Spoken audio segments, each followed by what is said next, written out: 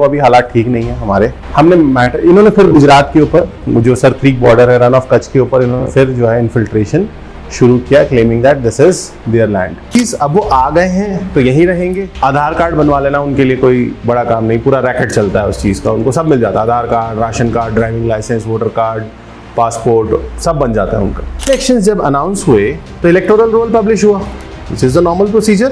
After election electoral roll is published. Electoral roll में all of a sudden there was a hike of 40,000 new voters.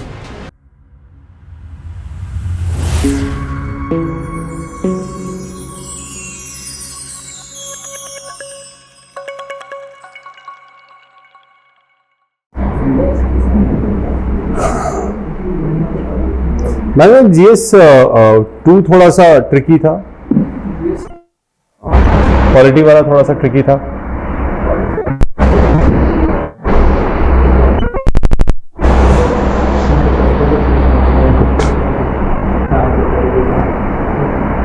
Okay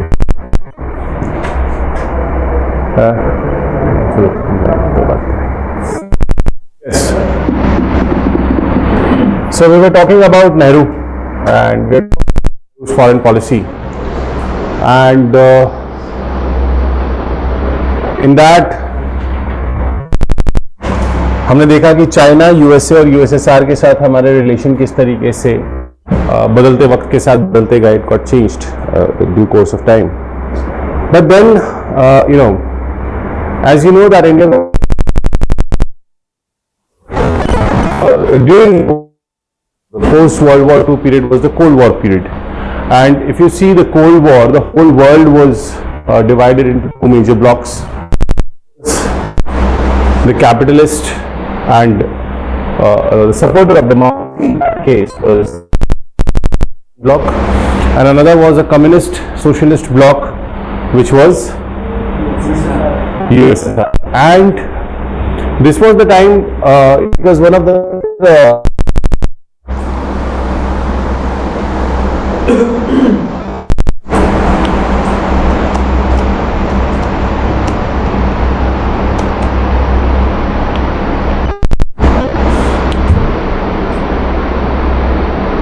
major objectives of the UN Charter, decolonization of the world. One of the major objectives of the UN Charter was decolonization of the world, and this was the time when not just India, many countries in Asia and Africa and South America, they were gaining independence from their colonial rule. And then there was a race amongst these world powers, that is US and USSR, that how many countries are in your bloc. So they were trying to win more and more countries into their bloc. At that point of time, there were certain developing countries of the world who decided that we are going to be part of none of the blocs. Fine. They said that neither we are going to be the part of USA, nor we are going to be the side of the USSR bloc. We will remain neutral, try to develop friendly relations with all, and we will try to create a neutral bloc in the world in order to avoid further conflicts. And to discuss this, the first NAM summit, so this was called as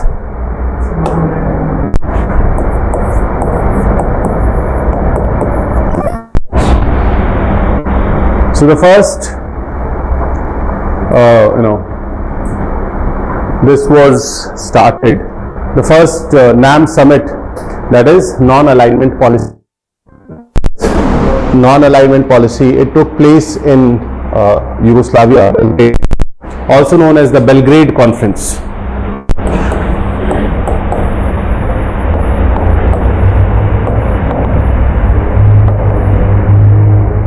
Also known as the Belgrade Conference.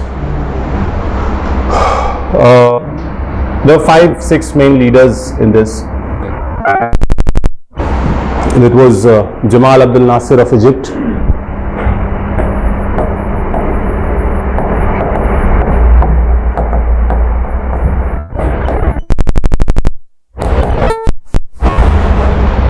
Joseph Broz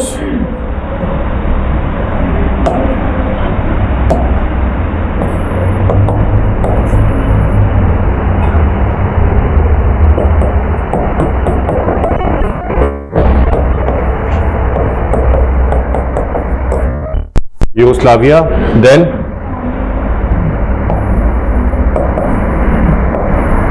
Sukarno of Indonesia, very good. Or yes, Kwame Nkrumah of Ghana.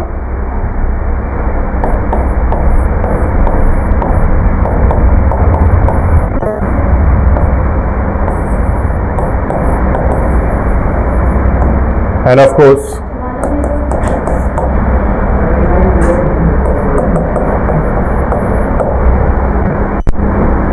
Jawaharlal coffee दिलवा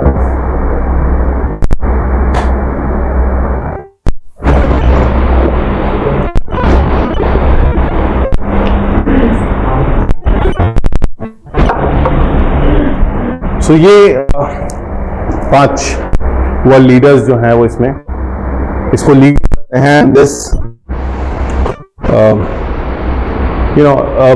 Nehru was a major architect of this whole non-alignment movement because based on Panchsheel, he came up with certain, no doubt.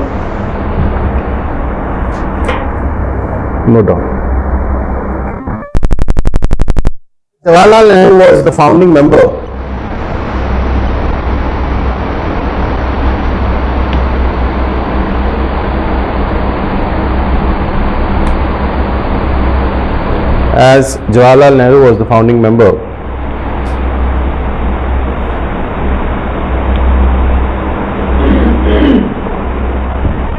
of NAM.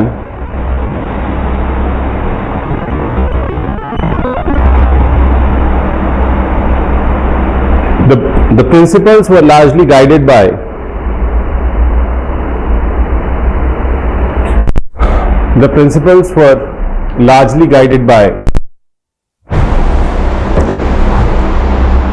the Panchsheel.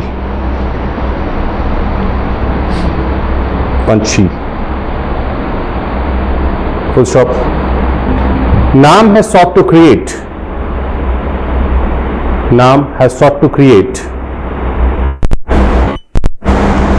an independent path in world politics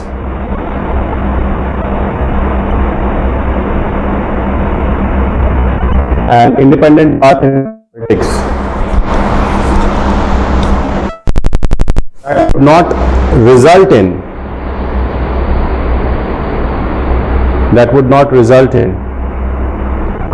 member states becoming pawns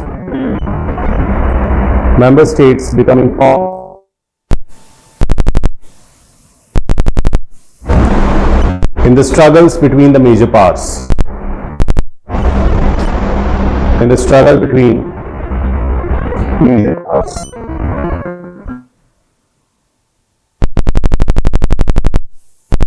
Identifies the path of independent judgment.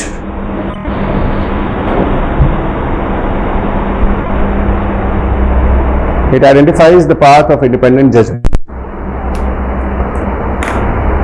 The struggle against imperialism and neocolonialism.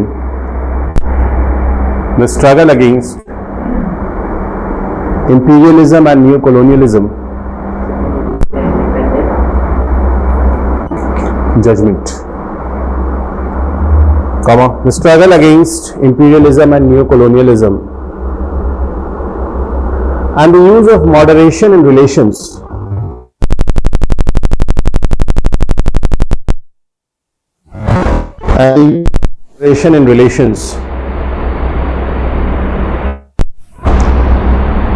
with all big powers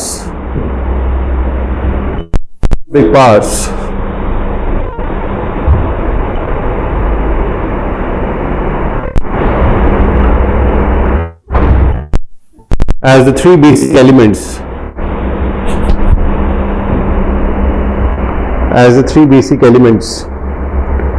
that have influenced its approach.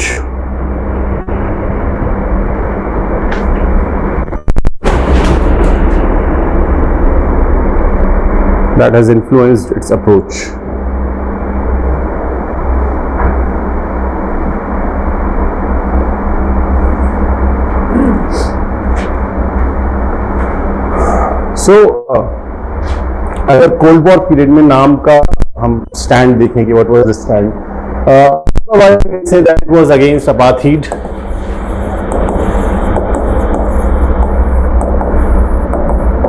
What was this?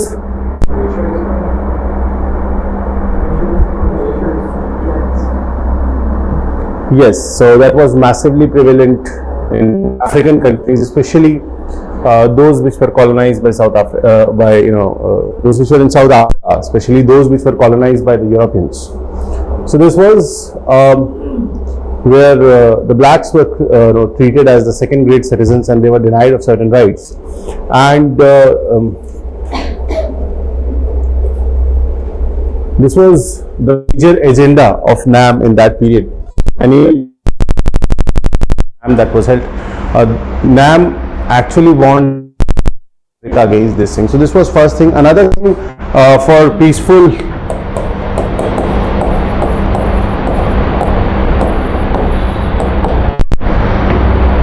coexistence of each other, the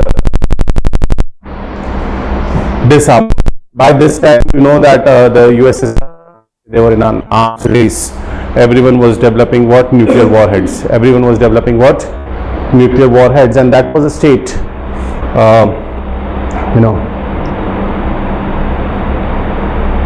Even India submitted a draft at that point in time. This was in 60s. Though thereafter we had our own nuclear program, but in 60s we submitted a draft that having nuclear is a crime against, having nuclear weapon is a crime against humanity, and this is an utter violation of human rights. Why? This is a right of human rights, just having nuclear weapon.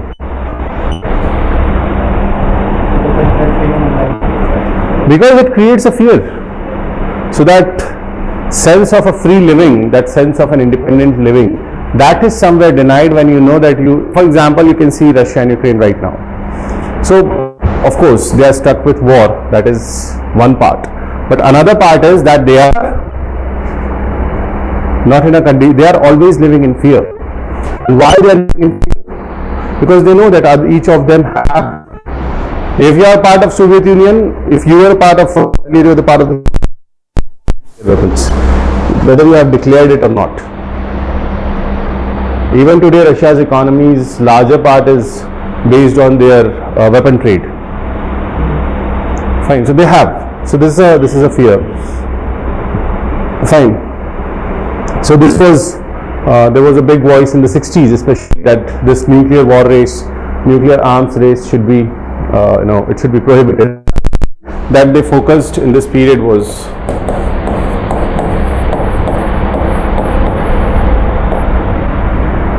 United Nations Security Council reforms.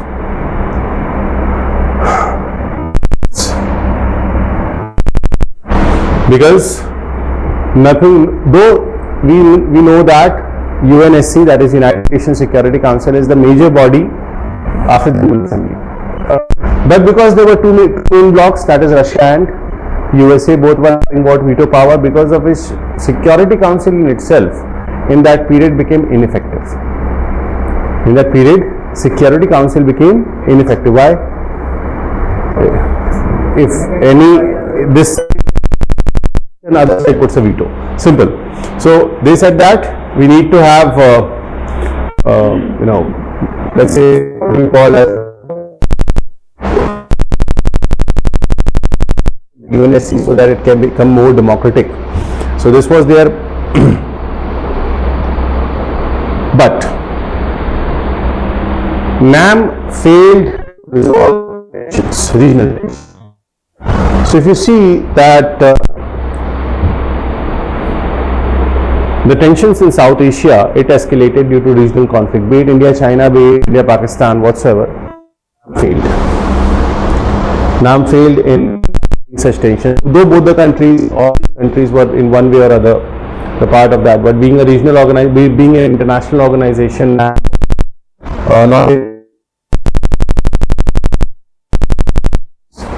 it was.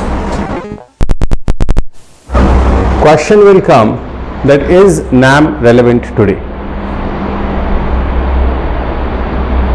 तो ये तो ठीक है 60s में चल 70s में, 80s तक नाम का रेलेवेंस था, लेकिन क्या आज के टाइम पे जब दूसरे इंटरनेशनल ऑर्गेनाइजेशंस हैं, फॉर एग्जांपल G20 है, G7 है, सार्क है, ब्रिक्स है, आसियान है, फाइन, क्वाड है, so this scenario is NAM relevant today?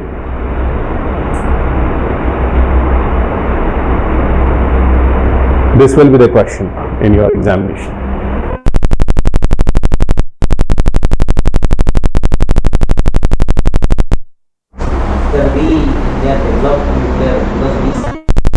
No, we never signed any. We started that, but once we have started our own nuclear program, we have never been part of such kind of negotiations.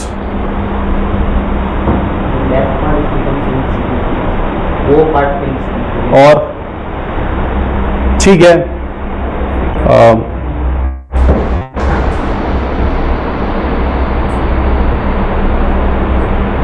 one thing is NAM relevant in the presence of United Nations.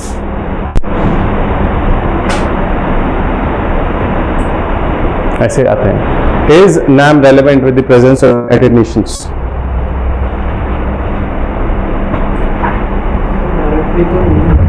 But अगर हम global south की आवाज़ जैसे India उठाना चाहते हैं तो उस केस में कैसे? कंट्रीज जिनकी वर्ड्स यानी सिक्योरिटी काउंसिल रिफॉर्म्स की बात करें थी उन्होंने नए मूवमेंट में, तो वो आज भी हमारी जरूरत है, इंडिया उसके लिए बात करता है। और जैसे बहुत टाइम में सर NAM का बेसिक पहले मतलब यही था कि वो थर्ड वर्ल्ड कंट्रीज के इशूज़ को देख सकते हैं, उनको पावर दिलाने के लिए, मतलब इन दोनों के पावर्स को थोड़ा कम करने के लिए। बट आई थिंक अभी मल्टीपोलर वर्ल्ड ज़्यादा प्रेवलेंट है, तो उस केस में तो फिर उस केस में तो UN भी इनरेलेवेंट हो जाता है। सर UN तो फिर NAM तो छोटा सबसेट है उसका कि हाँ कुछ कंट्रीज है, UN में तो बहुत सारी। See, understand this. Why NAM is relevant in context of UN? There are 118 or 120 members in NAM, which is mostly consisting of developing countries, and this forms how much of United Nations membership? Roughly 2/3, roughly. So यहाँ पे NAM का relevance बढ़ जाता है because it is a group of developing countries which is around 120, and how many members have in United Nations? Around 190, 193. That text, which is this is around 2/3 of the members assembly has. NAM act an important voting bloc inside the United Nations. NAM is relevant. Stable world order, that's true, and see, there are political and ideological differences that do exist, or on a geopolitical platform. Tries to balance. So there is always a third voice. There is always a neutral voice. So whenever something happens, any conflict happens, there is always, so in general there is, why there is a conflict? Because there is differences. This could be ideological, these differences could be political. In that context, there is a third voice on the geopolitical platform which says no, there can be a midway. So in that context, NAM is and at least there is an organization which is the voice of the developing nations. Fine. So in that context, in WTO also NAM is very important, because WTO is one member, one vote. WTO is one member, one vote without any veto like this. So here what happens, that NAM also creates a what you can say, it is a major block inside WTO as well, and whenever such disputes arise between the developed and the developing nations, NAM sometimes. So yes, it is. Sir, but in today's scenario, can we say UN is insignificant influencing world politics because of the Yes, and because of war? no, it is because of the growth of regional blocks. The problem is that UN is irrelevant because first of all UN has not evolved its organizational culture or working process in past how much? More than 75 years now, 80 years roughly.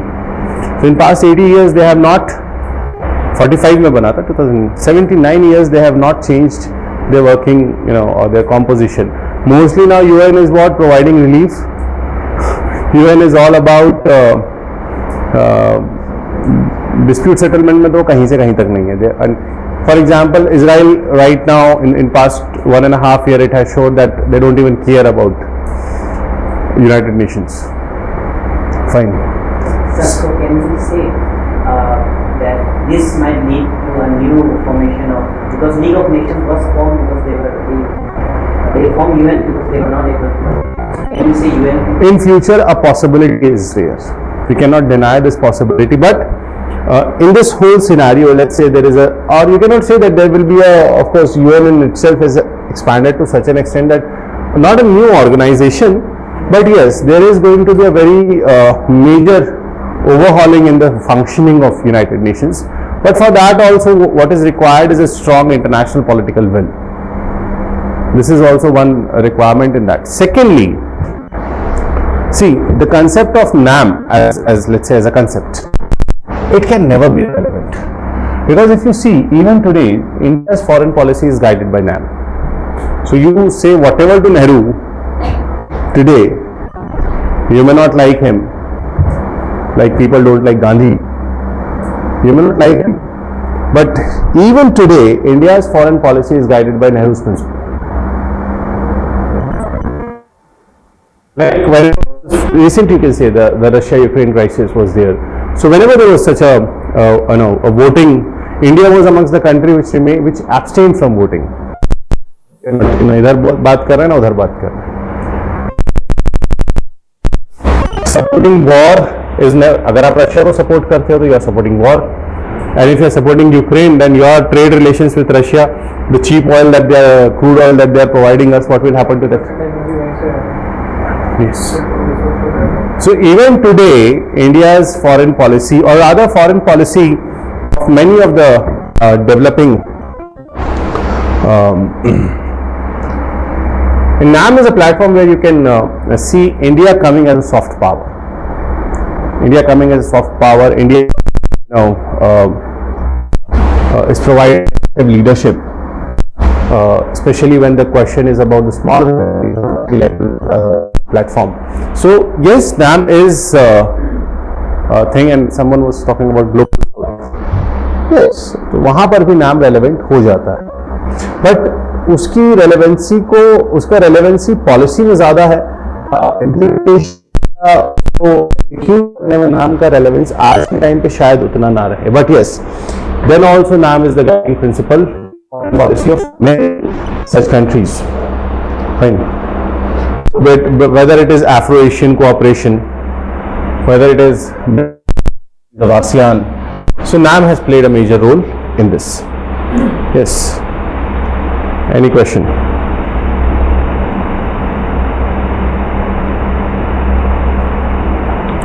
So NAM पे question अब नहीं आएगा, इस साल नहीं आएगा, अब आएगा NAM में क्वेश्चन 2031 में. तो होता है क्वेश्चन कैसे आता है, जैसे 21 में एक ऐसा आया था पिछले, I don't remember year exactly, but 21 question आया था. क्यों आया था? क्योंकि 60 years ऑफ NAM, 61 टू वो 70 years पे आएगा, 65 पे आ सकता है. तब तो 2026 वाले थोड़ा सा NAM को पढ़ के जाए.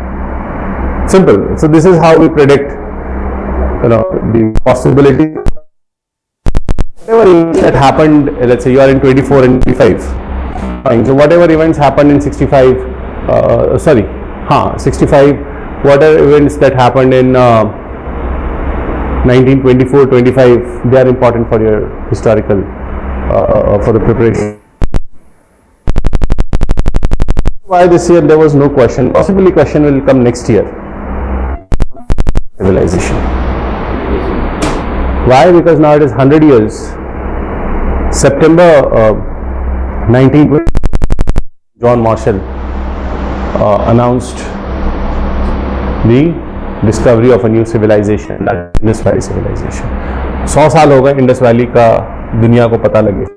तो अब या तो इस साल नहीं आया तो अगले साल आप एक्सपेक्ट कर सकते हो कि उससे क्वेश्चन आने के चांसेस प्रीलिम्स मींस में दोनों में है. फाइन. सो दिस वाज ना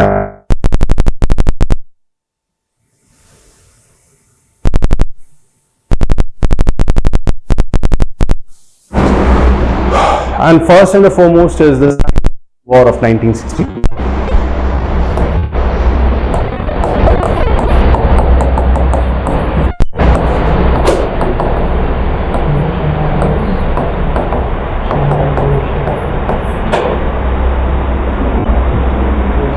That is the Sino-Indian War of 1962. Why not Indochina?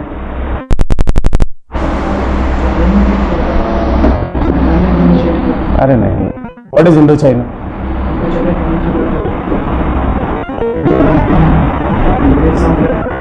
So whenever you are saying Indochina, basically you are referring to countries like Laos, Cambodia, Vietnam, ये वाला जो belt है. Culturally, that was the connecting link between the two bigger cultures through the sea route. In I tell you about many southern kings who sent messages to China. So, find that Cambodia, where is the largest temple in the world? But you will find Chinese culture as well. But you will find temples as well. So, this whole region of Laos, Cambodia, Vietnam, this whole is a connecting link between the Indian and the Chinese culture because it has the blend of both. That is why whenever we refer Indochina, Indochina is the region of that one. So here we refer this to as Sino-Indian War. No doubt this war of 1962, it changed the politics of this whole peninsular region. Was it a catastrophic defeat for us? Yes, it was.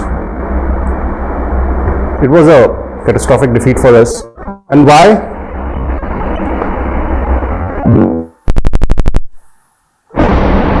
China entered Nepal. But on record now, अब वो news channel आता है कि China ने कितना कब्जा कर लिया and all. On record China has no territory was conceded to China in this war. On record, no territory was conceded to China in this. Though they entered, but they retreated and they respected the McMahon boundary. Fine. So here you can say two things happened that China did not. वो जो unofficially कहा जाता है, that is never our stand. Our stand is always stand of the government. So government even at that point of time said what? That no territory was conceded to China, and China retreated and respected the McMahon line. So why this war happened?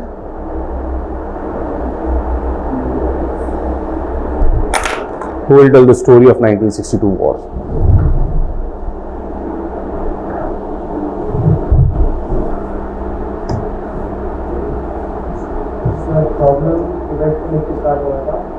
Tibet को लेकर problem start हुआ था. Very good.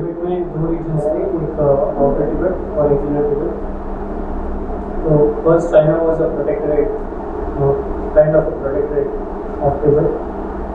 They had वो एक political coup हुआ था.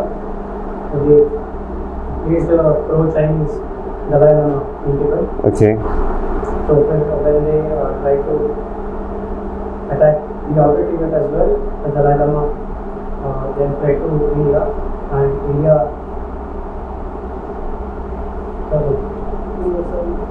gave asylum to the Dalai Lama. Yes. तो उसको लेके Conflict start हो गया था. So will it be right that to say that India violated Panchsheel?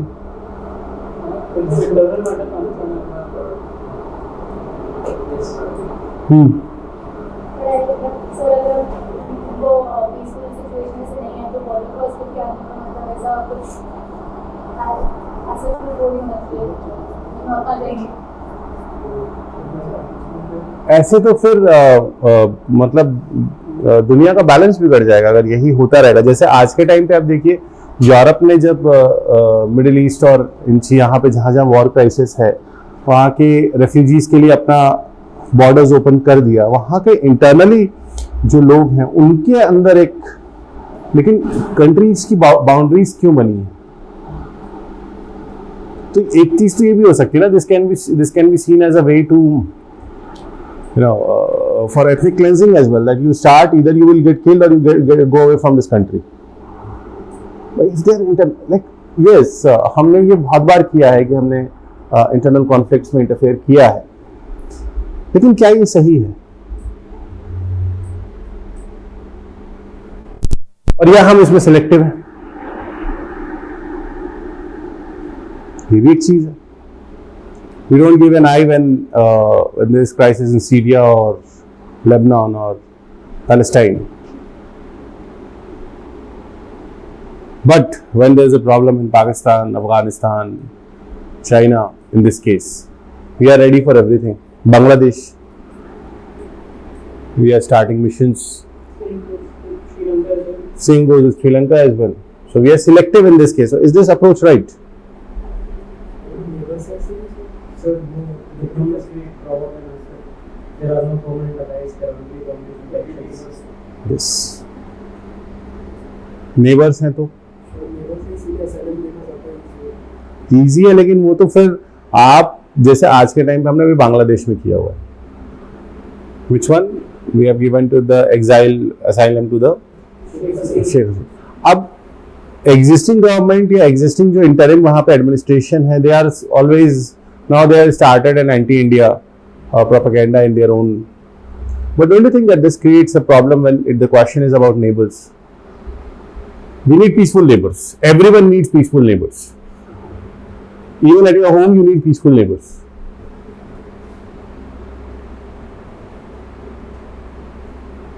क्या हुआ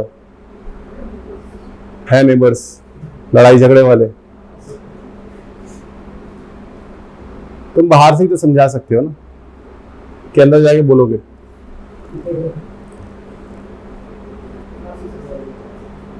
एक लिमिट है to speak in that case. So that is where, हाँ, अगर हमने पंचशील को ऑनर किया था that no one will interfere in each others internal conflicts, तो ये मानना भी चाहिए कि ये कॉन्फ्लिक्ट जो है ये उनका इंटरनल था. हाँ, अगर वहाँ बहुत ज़्यादा कुछ था, असाइलम लेने आए थे, देन जो हम नैम में एक अप्रोच ऑप्ट कर रहे थे, that we will not be on the either of the side, rather we will try to mediate the thing, we will try to moderate the thing, will act as a moderator. वो approach I believe यहाँ पे थोड़ा सा होना था, but वो नहीं हुआ. But 1962 war was an eye opener in terms of no, there were positives and negatives both, no doubt.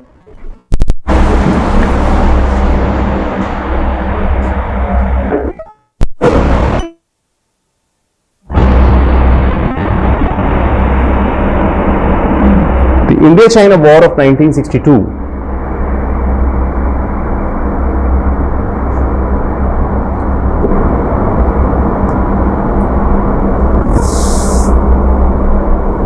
The India-China War of 1962 was a war that changed the politics of the peninsula.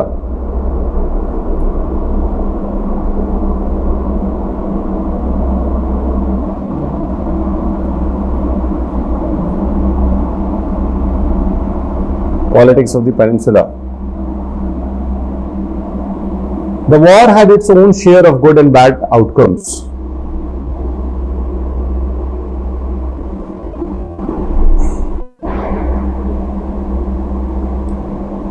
The war had its share of good and the bad outcomes. First, you write the positives.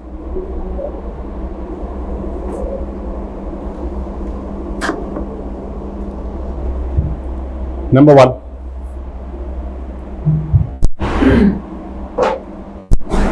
India was deeply trusting China. India was deeply trusting China.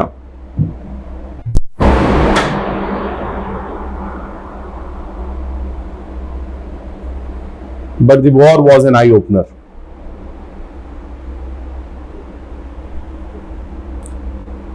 the war was an eye-opener.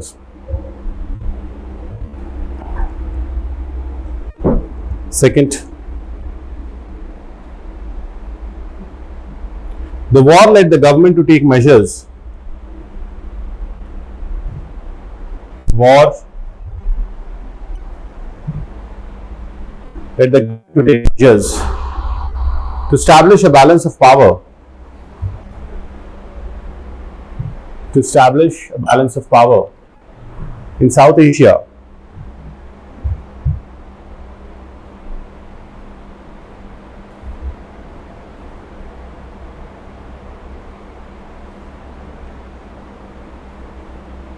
Balance of power in South Asia by entering into strategic alliance. By entering into strategic alliance with countries like Vietnam, Bangladesh, etc. With countries like Vietnam, Bangladesh, etc. Third point.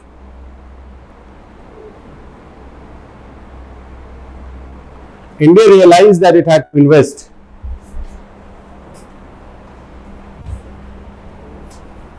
India realized that it had to invest.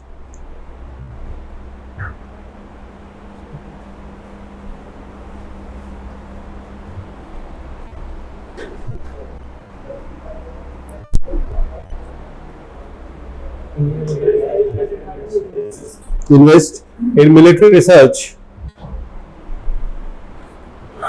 In military research and military preparedness.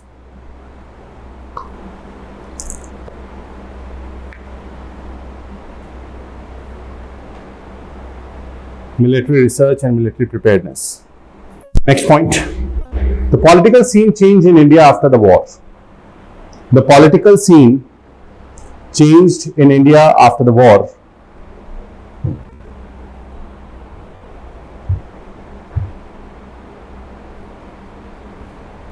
Full stop. The Congress hegemony was questioned. The Congress hegemony was questioned.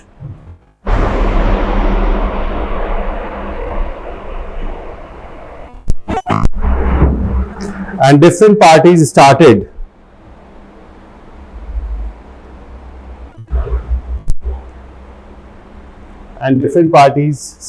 gaining power.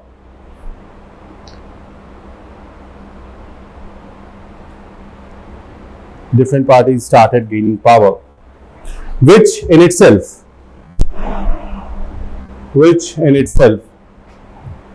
is a good sign. Which in itself is a good sign for a healthy democracy.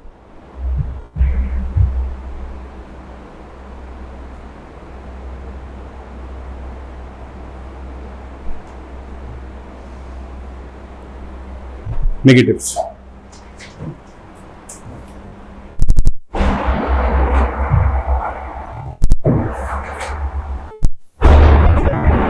Number one, Panchsheel was violated. Panchsheel was violated, leading to distrust between India and China. Panchsheel was violated, leading to distrust between India and China. Next point.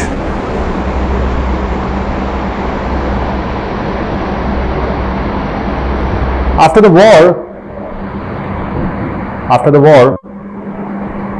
India's vulnerability. After the war, India's vulnerability increased with Pakistan. Increased with Pakistan to the west and China to the east.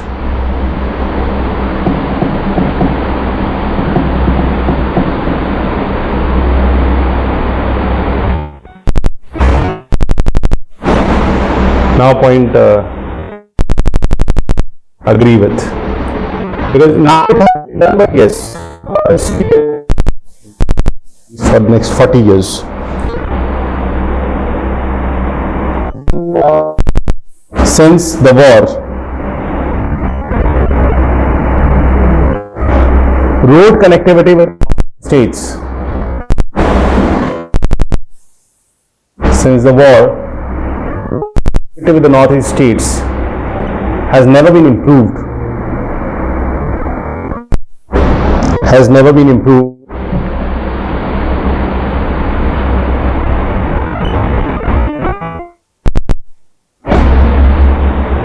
As policymakers were skeptical,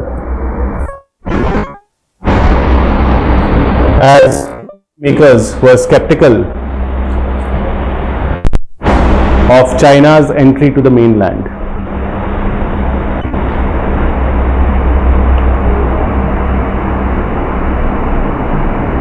So this will be insignificant now. Sorry? This statement will be insignificant now because But yes, you can write that for a significant period of time following the war. You can change it like this. For a significant period, you can write this in bracket as well. For a significant period following the war. So instead of since the war, for a significant period following the war. Next point. India had to divert India had to divert a lot of resources.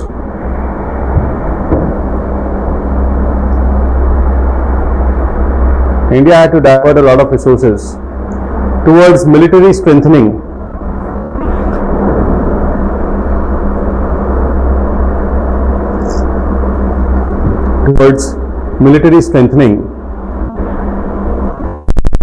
This resulted in deviation from planned targets.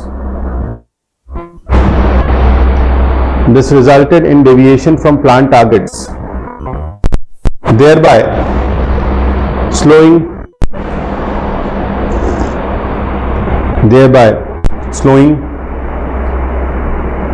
India's economic progress.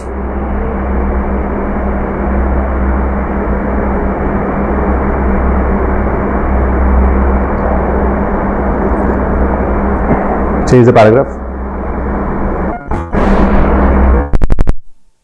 War of 1962 The war of 1962 was an eye-opener for India. The war of 1962 was an eye-opener for India.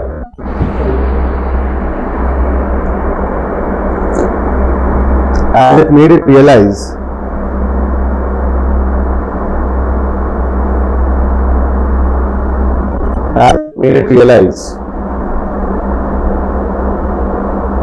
the real nature of global politics.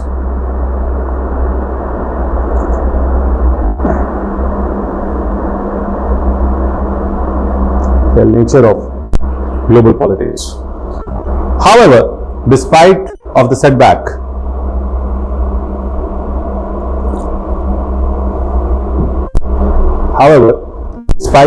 setbacks, our leaders were able to follow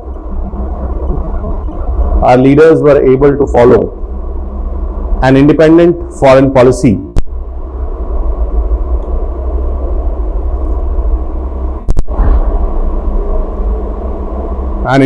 foreign policy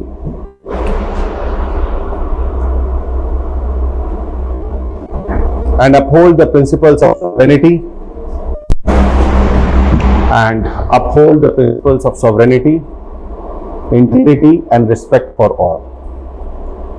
And uphold the principles of sovereignty, integrity and respect for all.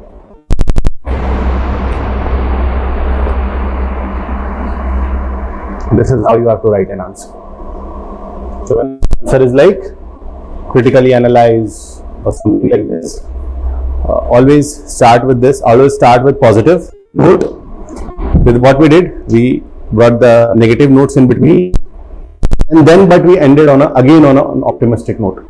So this is how you have to write the answer whenever the answer is like examine or critically examine. Fine. अच्छा, इसके बाद क्या हुआ?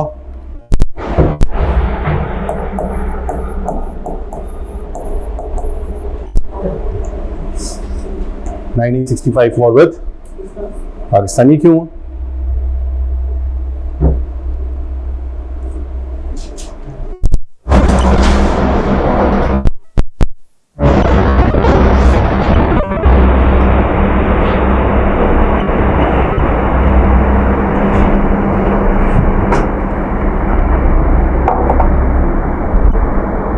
Yes, बताओ क्यों? WhatsApp university पे मिला नहीं क्या ये? व्हाट्सएप यूनिवर्सिटी पे था नहीं है? अच्छा काम करते हो। यस,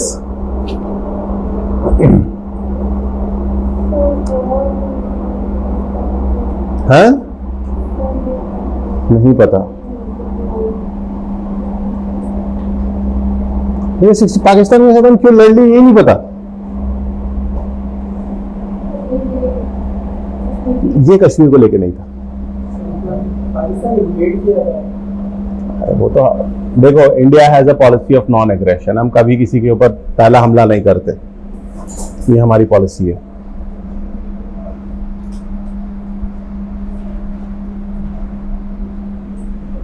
बताओ,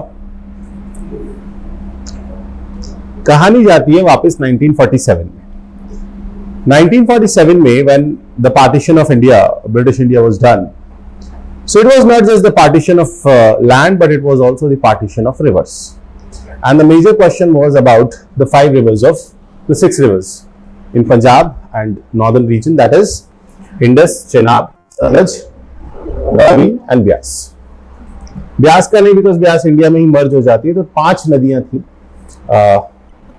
इनको लेके Sutlej. Okay, 1948 what we did when this Pakistan was sending infiltrators, we stopped the waters of these rivers. वो पानी रोक दिया। What we did was we stopped the waters of these rivers and then there was some settling down. Ultimately 1960 में नेहरू और general Ayub Khan के बीच एक agreement होता है which is known as the Indus Water Treaty of 1960.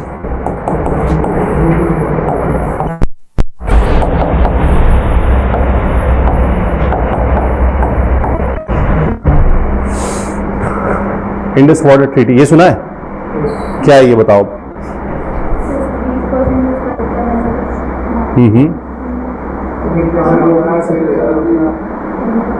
क्या क्या क्या क्या मतलब water to 6 rivers, हाँ। these many rivers, rivers से पानी हम लेंगे, हाँ, वो कौन लेंगे, हम कौन सी लेंगे वो नहीं पता। अच्छा, who will arrange these rivers from north to south? Indus, Chenab, Ravi,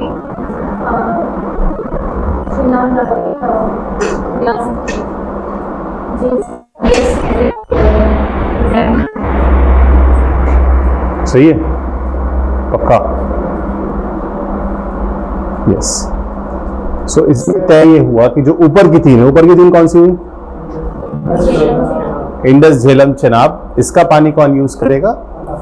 as an major, हम जो 20% वाला है वो हमारे पास रहेगा। बाकी मेजर पानी मतलब हम पे ज्यादा बड़े डैम्स कंस्ट्रक्ट नहीं कर सकते। और नीचे की 3 है, दैट इज सतलज, ब्यास, रावी। इसका पानी कौन यूज करेगा? इंडिया। वही 20% वाला, हम मतलब नदी का पानी तो नहीं रोक सकते। इसीलिए the largest earthen dam of that time and that was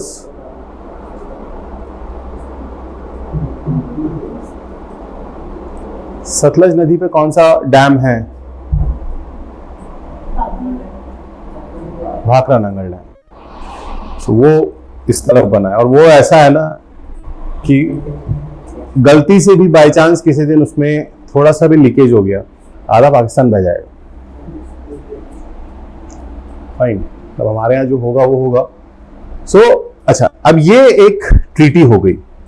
fine,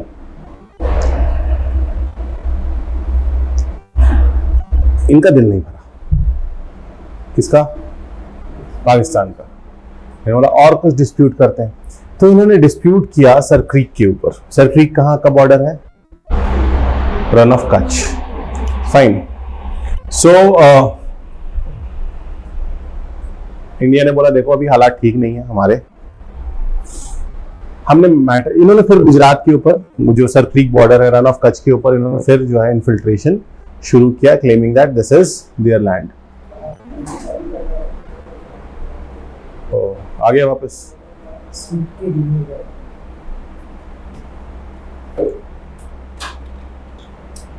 हाँ, इसका वजन बहुत लग रहा है।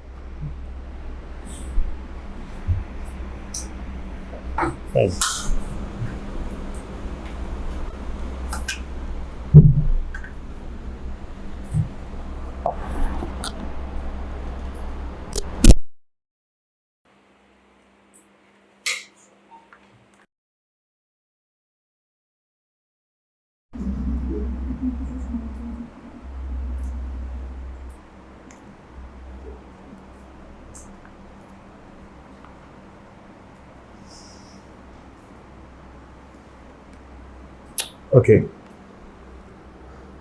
सो इंडिया ने क्या किया, बिकॉज हम अभी भी 62 वॉर और सारी चीज़ें थी, हम डिफेंस में उतना ज़्यादा या अभी हम अननेसेसरी एक ऐसा वो नहीं क्रिएट करना चाह रहे थे।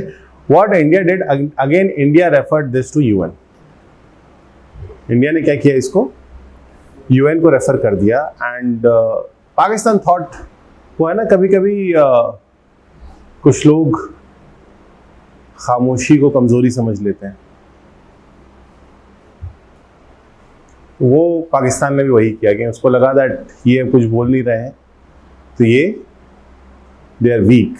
And on 5 August 1965 Pakistan station troops all along LOC. तो पाकिस्तान ने एलओसी पे ट्रूप्स जो है वो, एंड कश्मीर में इन्फिल्ट्रेशन जो है फिर वहाँ से उसके बाद शुरू किया। सो this was a full fledged war and ultimately United Nations had to intervene and this war ended. So India, so this war ended by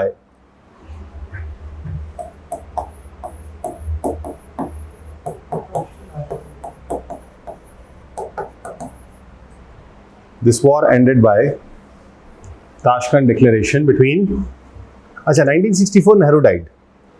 1964 Nehru died. So this was Lal Bahadur Shastri. So Tashkent Declaration was signed between the military general president Ayub Khan and Lal Bahadur Shastri. Tashkent कहाँ है? Uzbekistan में, तब USSR में था। And no doubt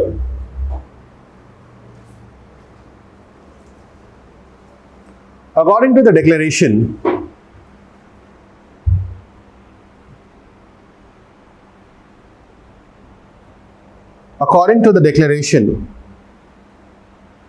the following points were to be followed by both countries.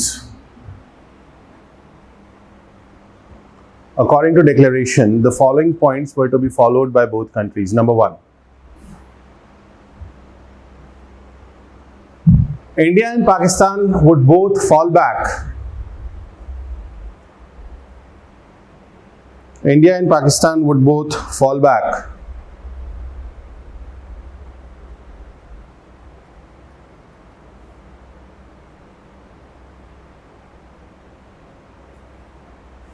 to their previous positions,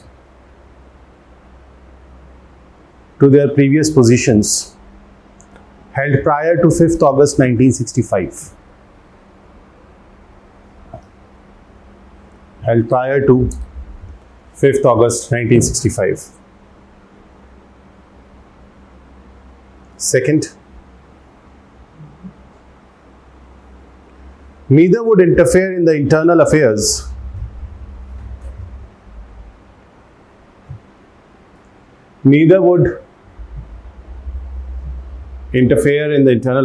of the others and would discourage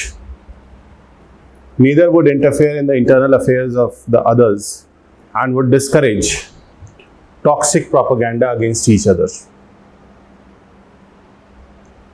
Would discourage toxic propaganda against each other.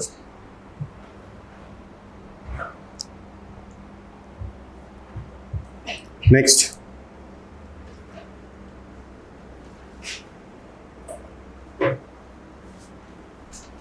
there would be an orderly transfer of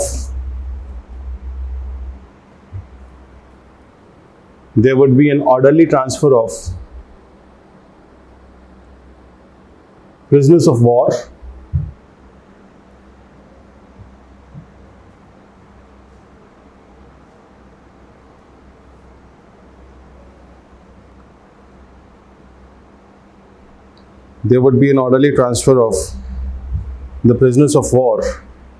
and the leaders would work towards improving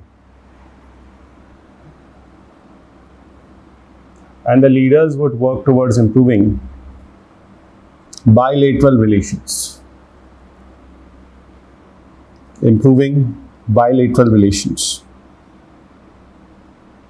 Next, and the last one, the agreement was reached to restore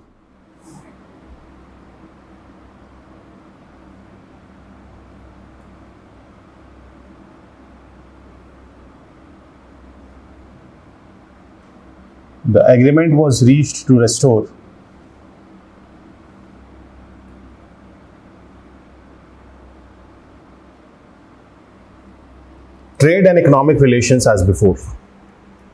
Restore trade and economic relations as before. यार देखो, सारी कहानी जो है ना, at the end of the day आती है trade पे। आप कितना चीख लो पाकिस्तान ऐसा, पाकिस्तान वैसा, ना उनके बगैर हमारा काम चल रहा है ट्रेड में, ना हमारे बगैर उनका काम चल रहा है। कैसे? ट्रेड रिलेशंस बंद है कि चल रहा है? तो अब वो जो ट्रेड रिलेशंस बंद पाकिस्तान से है ना, ईरान से तो नहीं है। तो पाकिस्तान से सारा ट्रेड कहाँ जाता है? ईरान, और ईरान से आता है हमारे।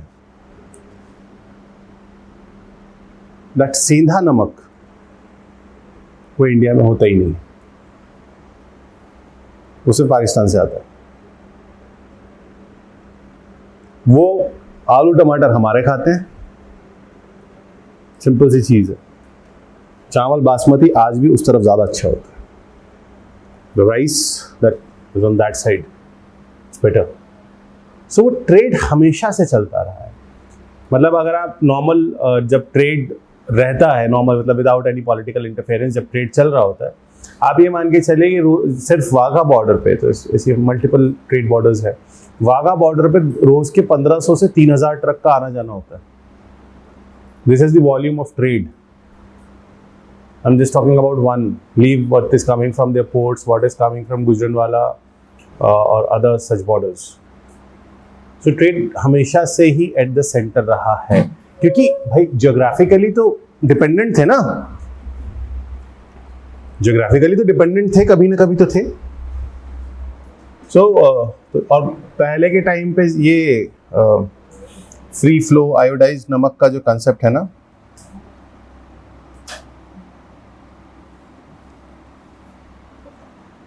ये बाद में आया। पहले सब पूरे देश में जो है ना, वहीं से नमक आता था, वही लाहौरी उसे सेंधा नमक अब कहने लगे, पहले लाहौरी नमक था, वही यूज होता था, व्रत में वही खाया जाता है, राइट। तो ये सिर्फ ना, देखो चाइना से एक चीज बहुत अच्छी सीखने की है उन्होंने, और ये अंग्रेजों ने भी किया, ये चाइना ने भी किया। इन्होंने कभी भी अपने कमर्शियल गोल्स को या बिजनेस गोल्स को सेकेंडरी नहीं बनाया और उसके साथ कॉम्प्रोमाइज नहीं किया। इंडिया में एक अभी जब वो गलवान वाला इशू हुआ था लद्दाख में, कि एक वेव चली, क्या बॉयकॉट चाइना वेव चली। चाइना ने क्या किया होगा बताओ?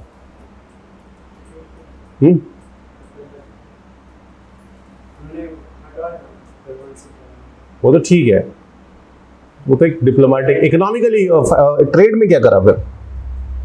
कुछ नहीं, बॉयकॉट चाइना की टी शर्ट्स और कैप इंडिया में डंप कर दी। That T shirt was saying boycott China and it was made in China. देखिए इतना फास्ट प्रोडक्शन प्रोसेस, उनका प्रोडक्शन प्रोसेस बहुत फास्ट है। आप यहाँ से कुछ भी लेके चले जाओ, आपको अगर सही जगह पता है कि आपको चाइना के किस सिटी में जाना है, वहाँ आपका जो भी आप यहाँ से कुछ भी मैन्युफैक्चर करवा, छोटा सा भी ले जाओगे ना, अभी जितने ये अभी जैसे गणपति उत्सव था, तो छोटे वाले बल्ब में जो गणेश जी, दिवाली की लाइट्स, यहां न जाने कितनी ऐसी चीजें होंगी जो कि मतलब चाहे अपफ्रंट चाहे नॉन लेबल जो है मेड इन चाइना होगी, डायरेक्टली नहीं दिख रही होगी तो इंटरनल ये इंडिया में बन रहा, नहीं बन रहा, चाइना में बन रहा है, ताइवान में बन रहा है। यही अंग्रेजों ने किया। उन्होंने कुछ किया नहीं किया, लेकिन उन्होंने अपने जो गोल्स थे उनको कभी भी सेकेंडरी नहीं होने दिया। And this was a major thing that you have to learn.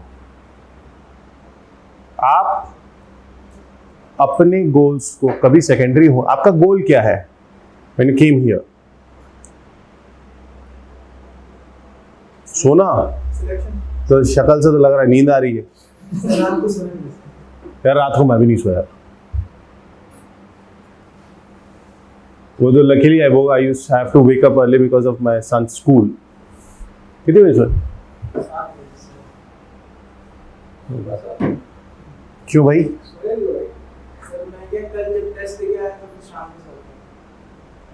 सो लिए हो ना, ड्यूरेशन ऑफ स्लीप तो मेंटेन हो गया ना। हाँ तो फिर क्या प्रॉब्लम है? मतलब ऐसे सोया नहीं कि दिन भर भी काम किया और रात भर भी जाग के पढ़ रहा था। वे यूज्ड टू डू दिस। जैसे तुम लोग की 2 बजे क्लास होती है ना, if you don't have an issue of reaching home late, let's say, that is a different concern कि सर लेट हो जाता है, सेफ्टी इश्यूज हैं, मल्टीपल चीज़ हैं। अगर मैं उस एलिमेंट को हटा दूँ, when I was preparing, this is of 2012, 12 नहीं 13 as in, so July of 12 I remember I came. अच्छा, what I used to do, I had one thing very clear कि मुझे जनवरी तक सिलेबस कंप्लीट करना है। 31 जनवरी तक सिलेबस कंप्लीट करना, चाहे कुछ हो जाए। अब उसके लिए क्या करा, हमारे टाइम पे इतना टेक और ये चीज़ें तो थी नहीं। So I was in Chanakya autumn lanes में, जो है मुखर्जी नगर वाला जीटीबी मेट्रो स्टेशन के पास। At that time it was good. I luckily got some good teachers, actually good teachers, and I guess whom I'm saying good teachers, 80% of them in 5 years were in Vajiram. So actually I got good teachers. अच्छा, तो complete तो करना था syllabus. So what was happening? There was another batch. So at that time we used to have 2 optionals. एक optional भी नहीं था, 2 थे। So I heard कि PAVAT paper 2. So I said at least एक optional तो complete करें। So PAVAT paper 2 was start. So 2 महीने तो चला। Somewhere I heard that in September PAVAT paper 2 is starting in another batch. अब मैं पहले कोचिंग के पास गया, coordinators and all, मैंने बोला allow me to. बोले no. I have asked sir has no problem with this. They said no, we won't allow. इससे तो सब आ जाएंगे।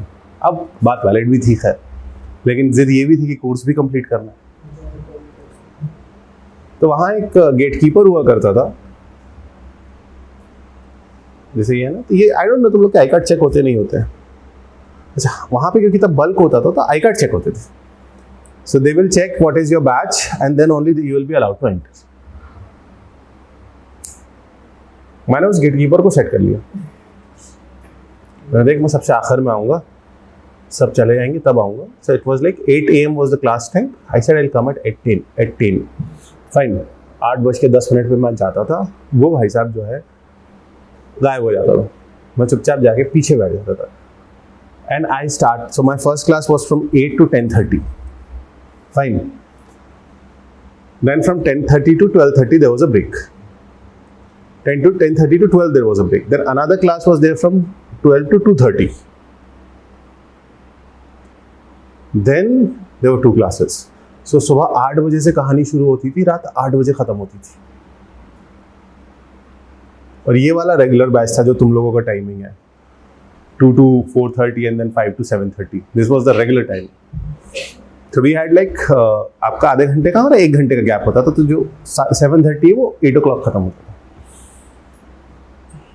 This I did and by December I completed. अच्छा फिर क्या हुआ, दिसंबर तक ये जो एक्स्ट्रा क्लासेस थी वाइंड अप करी, फिर दो जो रेगुलर क्लासेस चल रही थी वो बचती थी. तो what I used to do is we used to sleep at 6 in the morning. So from 6 to 1, at 1 you wake up in 1 hour, खाना वाना खा के सब, ब्रेकफास्ट टाइम क्या होता था हमें पता नहीं, 2 बजे से क्लास करी 8 बजे तक, 8 से 10 का गैप लिए, 10 साढ़े 10 तक का, फिर 10:30 बजे जो पढ़ने बैठे फिर सुबह करते थे. So if you are studying like this, तब तो अभी नींद आना लाजमी है. पढ़ तो रहे नहीं थे. क्या पढ़ रहे थे? क्या पढ़ रहा था ऑप्शन? हाँ, history of English literature. What was the impact of it? Victorian era English. ये देखो कहाँ पहुंचे, चलो तुम बताओ कहाँ पढ़ रहे हो? English literature is your optional. Okay, कहाँ पहुंचे? Middle Ages. So Renaissance period है. He is considered as the father of English literature. English grammar, I'll say. Grammar and literature. What is his contribution? 5 points. एक तो है, वो तो एक तो मैं ये अभी ये भी बता देंगे. वर्ल्ड हिस्ट्री पढ़ा दिया उतना तो मैंने. Canterbury Tales है. Why Canterbury Tales is so famous?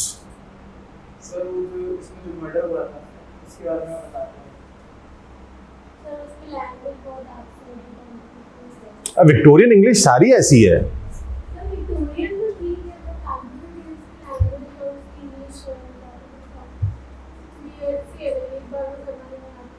बेटा एक बार मुझे समझ में आ गया फिर वो लिटरेचर ही नहीं. It's true.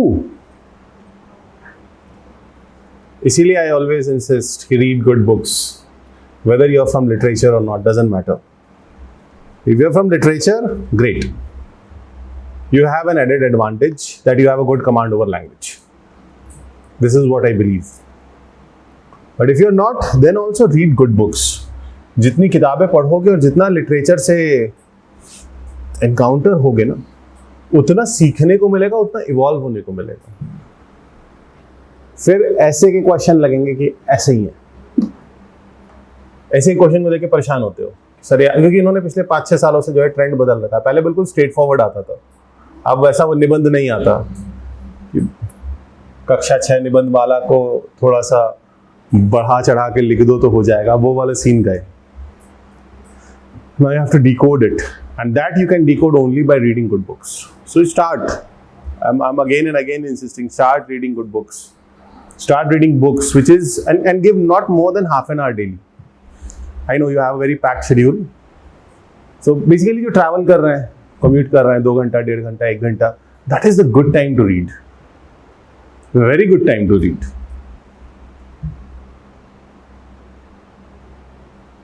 पढ़ते हो रास्ते में तो 2 घंटा लगता है. 2 घंटे में तुम पता नहीं क्या कर लो. फिर क्या करते हो? मोबाइल चलाते हो. मोबाइल पे क्या देखते हो? But read. क्योंकि मोबाइल का देखा हुआ उस दिन आई प्रूव्ड कि याद नहीं रहता कुछ. हाँ, हम जो रील्स देखते हैं हमें कुछ याद नहीं रहता. उसमें से अगर 5% भी याद रह जाए तो बहुत बड़ी चीज़ है. लेकिन हम जो पढ़ लेते हैं ना, stage, always stage. Well, then comes another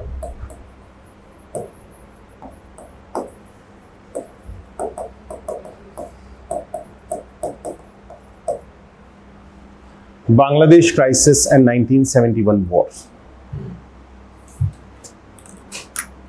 अच्छा, अंग्रेज बड़ा खूबसूरत सा एक पार्टीशन कर गए, बेवकूफाना. खूबसूरत इज सरकास्टिक. जी, उसी होटल में हुई थी, उसी रात हुई थी. जी, बहुत है उस पर.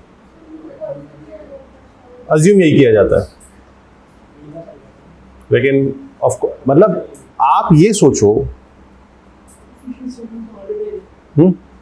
Statement heart attack, official statement heart attack है, अब भी वो मतलब ऑफिशियल स्टैंड आज भी हार्ट अटैक ही है, लेकिन मतलब imagine prime minister of India going to a third country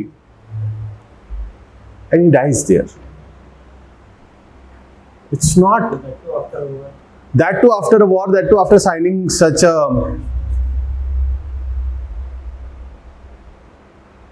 अच्छा मतलब चलो कोई नहीं, ऑफ द रिकॉर्ड बताऊंगा. कैमरा पे हर चीज़ नहीं कही जा सकती. Online people they may feel discriminated on certain cases, but everything can't be on camera because there are certain books technically which are banned in India, but internet पर उसके कुछ excerpts मिल जाते हैं, and in that there are certain stories. बहुत सी books हैं India में जो बैन है. हाँ भाई, लिटरेचर कितनी बुक्स हैं मेजर? एक तुम्हारा सलमान रुश्दी बैन है,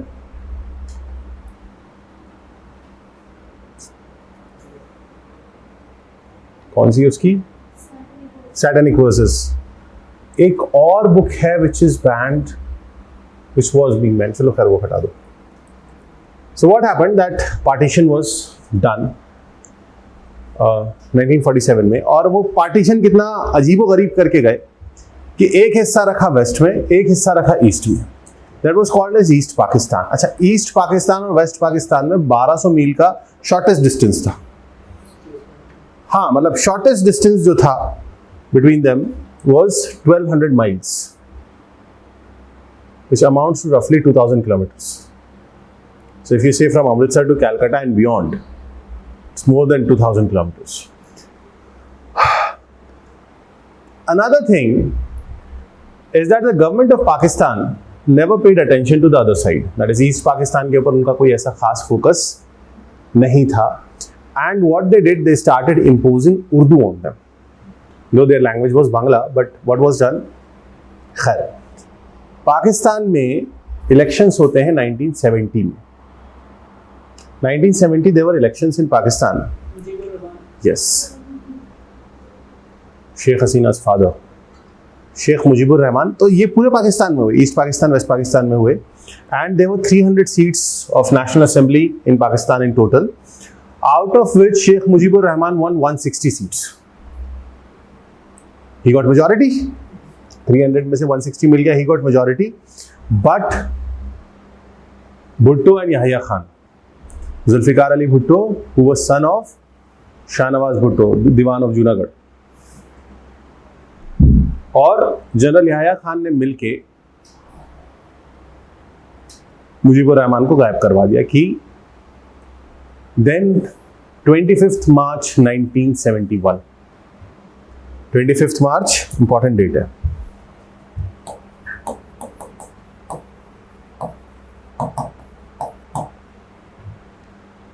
Pakistan called it operation Searchlight.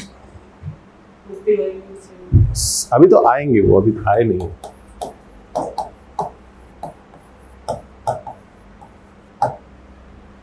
Pakistan called it Operation Searchlight, in which they actually killed students, intellectuals and civilians in East Pakistan. अच्छा, thousands of women were raped by Pakistani army, and because Mujibur Rahman, of course, he won 160 seats, so he was like undisputed leader of that side. On 26th March, he declared independence. Well, now no more we are a part of Pakistan. Now we are a separate, Acha. Now there were 3 parties in this whole process. One was Pakistani army. इसके बाद जो है crackdown और heavy हो गया. 25 की रात को was one of the worst crackdown in the history of subcontinent. Intellectuals, और देखो that day, I've told you this repeated times, that whenever there is anarchy, whenever there is an autocratic rule, the first thing first is they will destroy the universities. लेकिन ये इतना immediate था कि सिर्फ universities खत्म करके काम नहीं चलता. So they actually brutally murdered the intellectuals, students, so Sheikh Mujib became the undisputed leader. और उसके बाद क्या हुआ, पाकिस्तानी आर्मी तो रेगुलर आर्मी थी और ये हमेशा एक फॉल्स फ्रंट क्रिएट करते हैं, जैसे कश्मीर में इन्होंने मुजाहिदीन क्रिएट किए, वहां पर इन्होंने रजाकार्स क्रिएट किए। Razakars were, you can call them the voluntary, और लेकिन ये, हाँ, वो प्रो पाकिस्तान थे, वो pro Urdu, let's talk like this, because ये पार्टीशन वाज लिंग्विस्टिक, रिलीजन का तो खेल था नहीं, तो मुसलमान उधर भी थे, मुसलमान इधर भी थे, तो दिस वाज अ लिंग्विस्टिक। तो बंगाल बांग्ला बोलने वाले को, सो देवर रजाकार्स जो कि उर्दू सपोर्टिंग थे, and then there was Pakistani army, और इसका रिस्पॉन्स दिया बाय मुक्ति वाहिनी।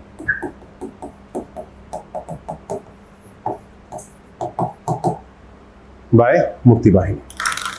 सो this was like the Bangladeshi liberation forces, आप इसे ही कह सकते हैं बांग्लादेशी।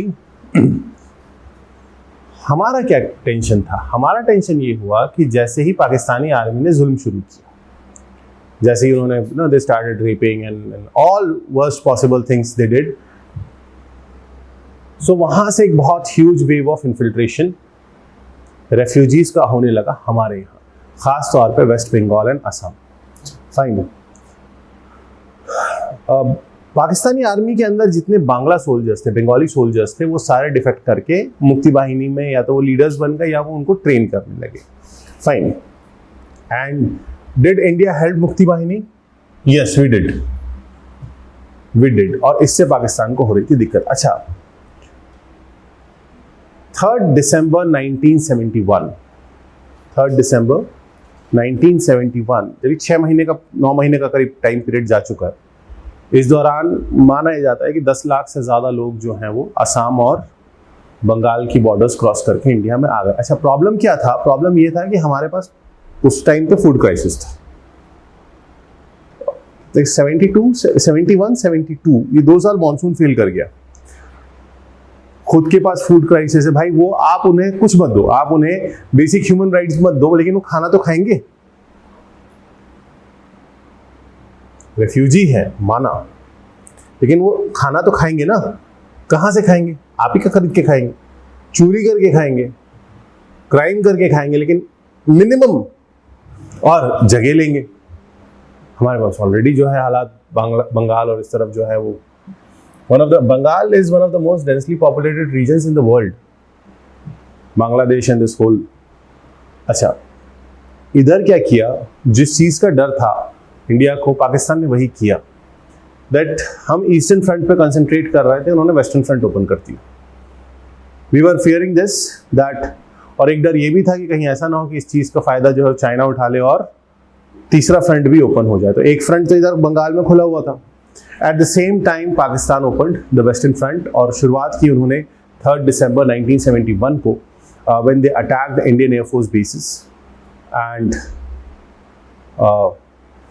यहाँ से फिर for next 13 days the war went on between India and Pakistan, and 16 December 1971, 16 December 1971, 13 days later, one of the largest surrender ever in the history of the world. 93,000 Pakistani soldiers surrendered, and hence Bangladesh was created. India was amongst the first country to recognize Bangladesh as a separate. और ये no doubt, मतलब Mrs. Gandhi, she traveled from one country to another to tell the atrocities that are being done by the Pakistani military in Bangladesh. और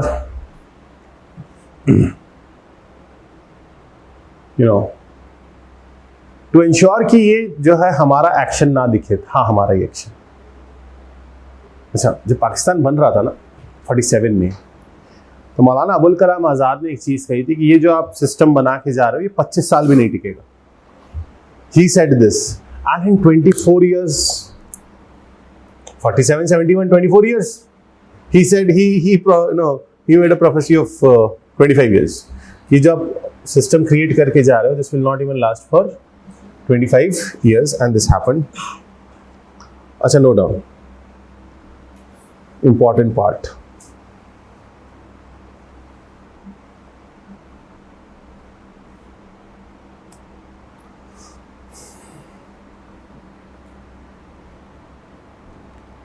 India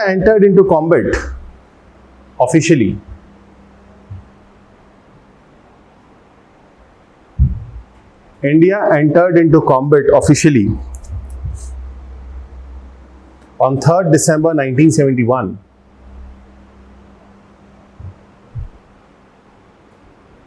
On 3rd December 1971, when Pakistan attacked Indian Air Force bases. When Pakistan attacked Indian Air Force bases.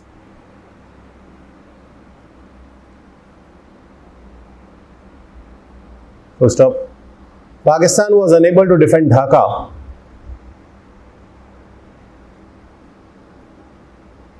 Pakistan was unable to defend Dhaka once India entered into the war.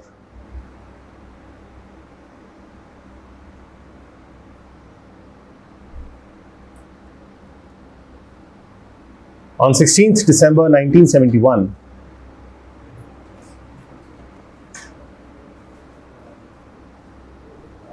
on 16th December 1971, Pakistan surrendered. Pakistan surrendered.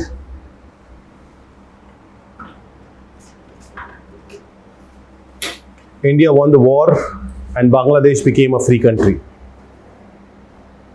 India won the war and Bangladesh became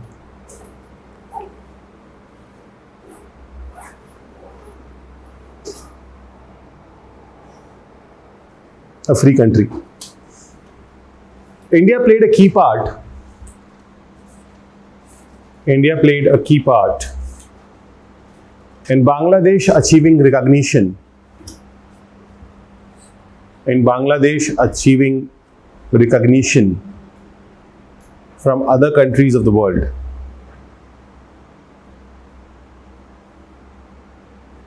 Recognition from other countries of the world.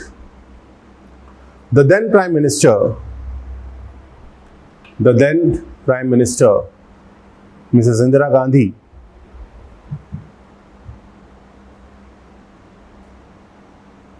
the then Prime Minister, Mrs. Indira Gandhi,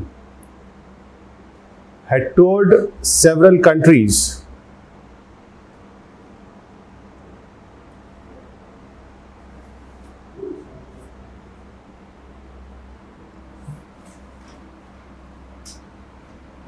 You're not writing what I am saying. No, of the world. The then Prime Minister,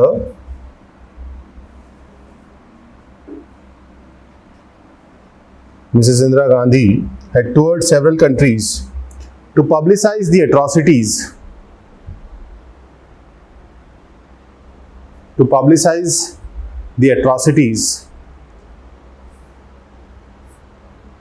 conducted by the Pakistani military,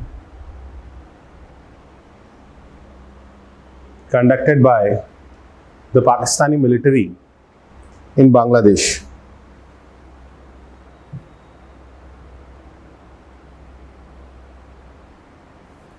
This ensured that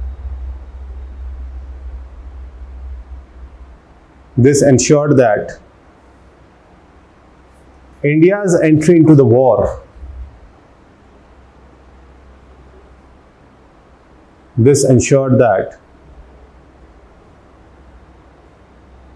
entry into the war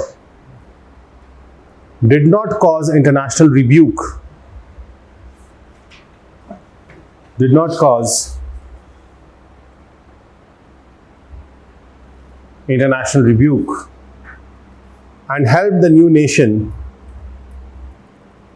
And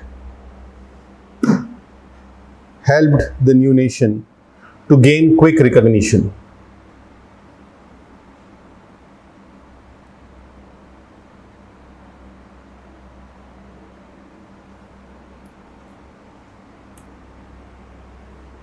The new nation to gain quick recognition.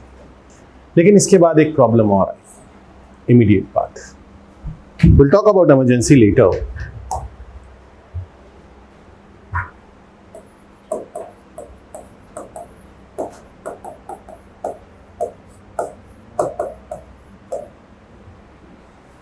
You know that this was to start? That's what you came early? Okay. Okay.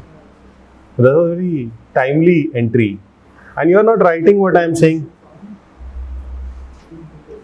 How you have started after that line that you have drawn? Read it loud. Had I said Indira Gandhi, the then Prime Minister. So if you have, don't do this here.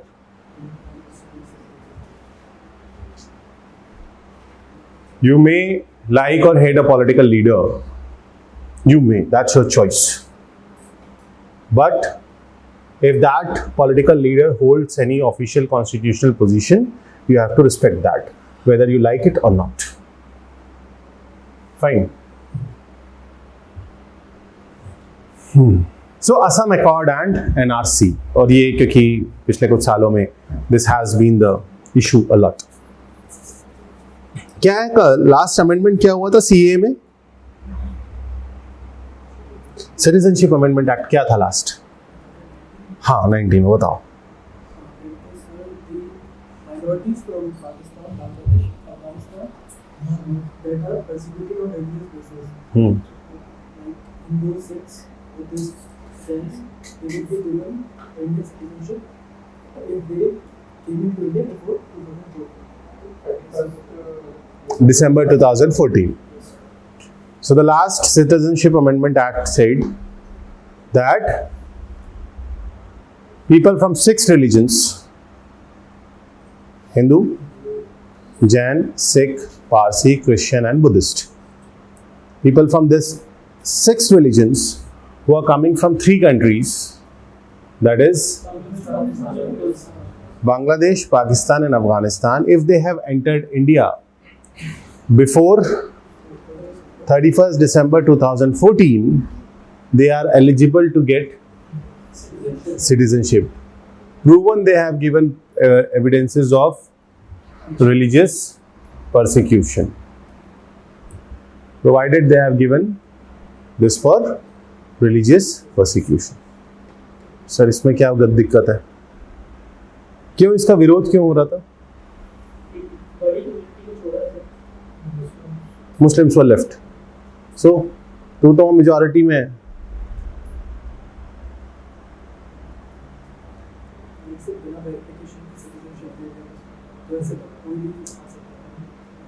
So what was the problem? Why people were opposing this? पूरे देश में विरोध हुआ. असम में भी विरोध हुआ. गुवाहाटी में कॉटन कॉलेज के पास बहुत बड़ा एक वो प्रोटेस्ट हुआ. What was the reason?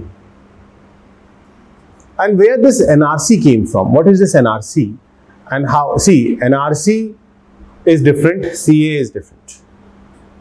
Now, if we talk about, coming back to this time, you remember this amendment, fine. Now, Assam has a history of receiving large-scale illegal immigration from outside. True.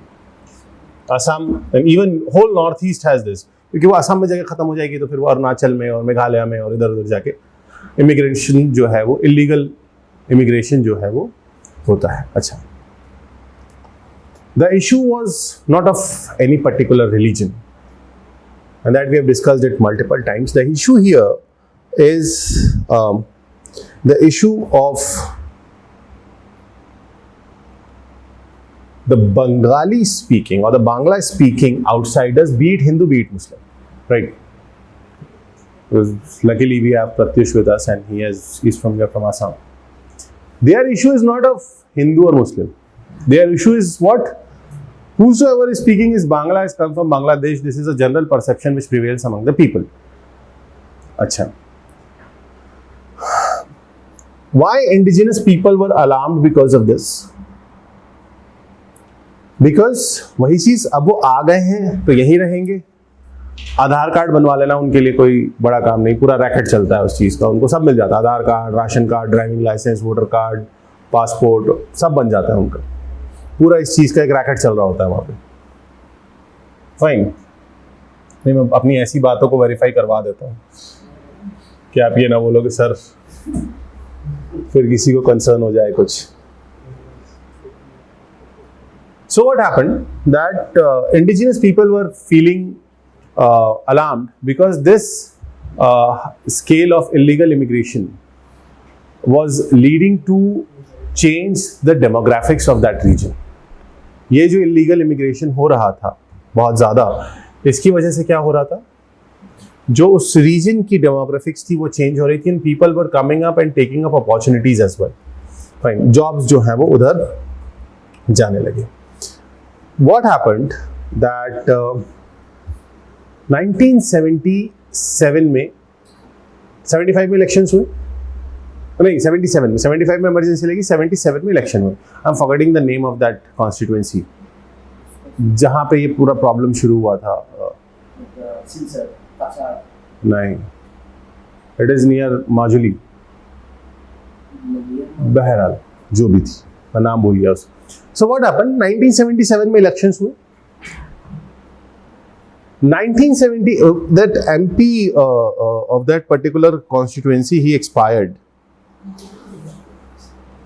Yes, the MP of that particular constituency expired. New elections were announced in April 1979. By-elections were announced in, I think that was Majuli, if I'm not wrong, or maybe some other constituency. My exact constituency, what? And there was one parliamentary constituency in Assam, जहाँ पे by-elections announce हुए. अच्छा, by-elections जब announce हुए, तो electoral roll publish हुआ, which is the normal procedure. After election, electoral roll is published. Electoral roll में all of a sudden there was a hike of 40,000 new voters. 40,000, which is not a 1979 के हिसाब से ये एक number ऐसा नहीं था. अच्छा, फिर इसको लेके काफी कुछ विवाद हुआ, तो पता ये चला कि इसमें बहुत सारे नाम जो हैं वो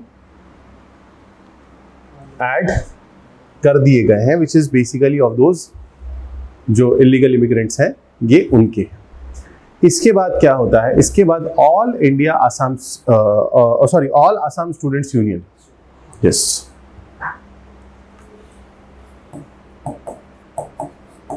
again I told you, revolution यहीं से आता है.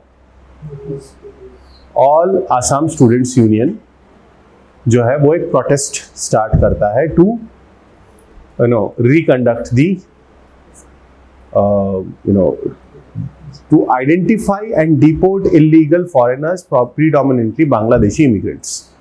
उनकी डिमांड सिंपली थी to identify and deport the illegal Bangladeshi immigrants. अच्छा, ये जो है सारा प्रोसेस हुआ, and in 85 Assam Accord was signed between the representatives of the Assam movement and Government of India. Now note down, the Assam Accord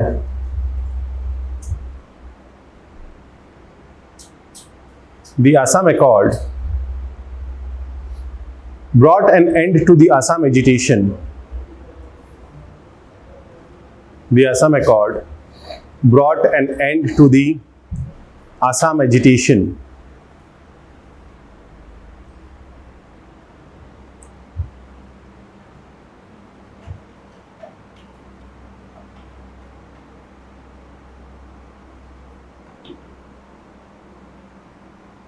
Which was preceded by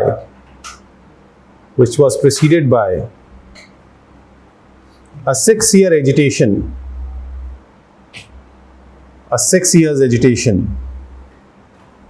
that started in 1979. 6-year agitation that started in 1979. The Assam Accord was signed on 15th August 1985. The Assam Accord was signed on 15th August 1985. Full stop. As per the accord,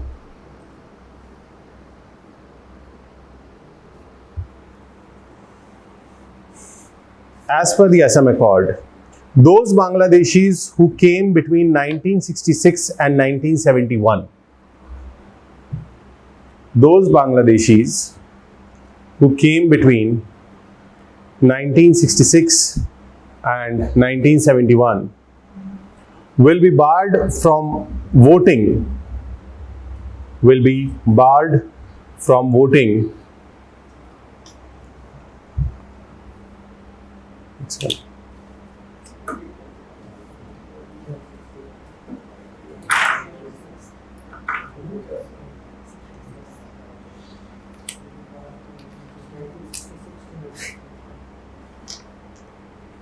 will be barred from voting for 10 years.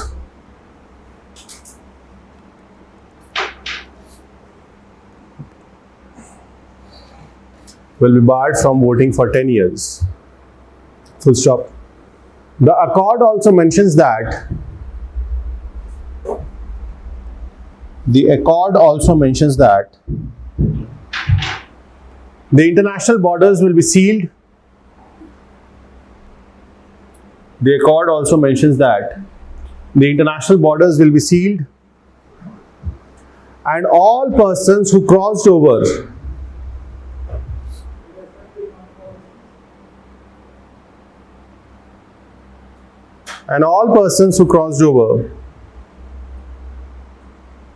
from Bangladesh after 1971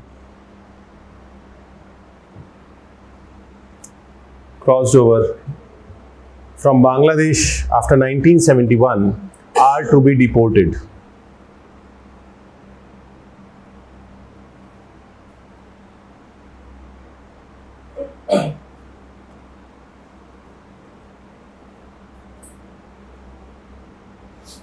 To identify this,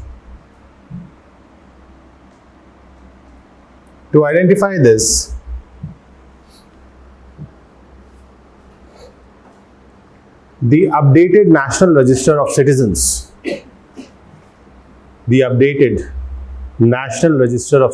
NRC, was to be published.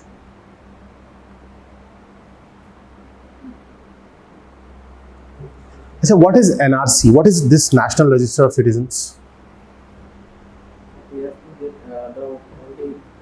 Generally, what is NRC? Is there a provision of NRC apart from census? Yes, we do have the provision of NRC, जो बताता है कि citizen कौन है, किसके पास कितना house है, holdings हैं, इन चीज़ों के बारे में उसमें लिखा हुआ है. आप सबका मेंटेन्ड है. आपका नहीं है तो आपकी पहले वाली जनरेशन का तो डेफिनेटली मेंटेन्ड है. जैसे आप लैंड रिकॉर्ड्स में कुछ करते हैं तो वो NRC. अच्छा, 1985 में ये भी तय हुआ कि इन लोगों को आइडेंटिफाई करने के लिए असम में NRC को अपडेट किया. अब यहाँ से ध्यान से सुनना कहानी. असम में NRC को अपडेट किया जाएगा, जो कि हुआ ही नहीं टिल 2014 के बाद. अच्छा 2015 में 14 में सुप्रीम कोर्ट ने ये केस चलता रहा कि NRC असम में कंडक्ट कराई जाए. सुप्रीम कोर्ट को फाइनली इंटरवीन करना पड़ा and then a supreme court monitored NRC in Assam started in 14-15 Assam में, सिर्फ असम में, देश भर में नहीं, सिर्फ असम में जो है ये NRC आया. अच्छा, इस NRC के टाइम जो डॉक्यूमेंट्स प्रोड्यूस करने थे वो ये कहते थे कि आपको ये बताना है that you have entered India before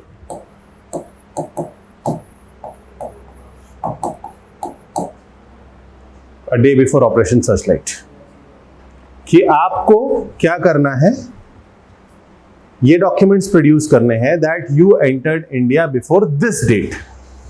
ठीक है.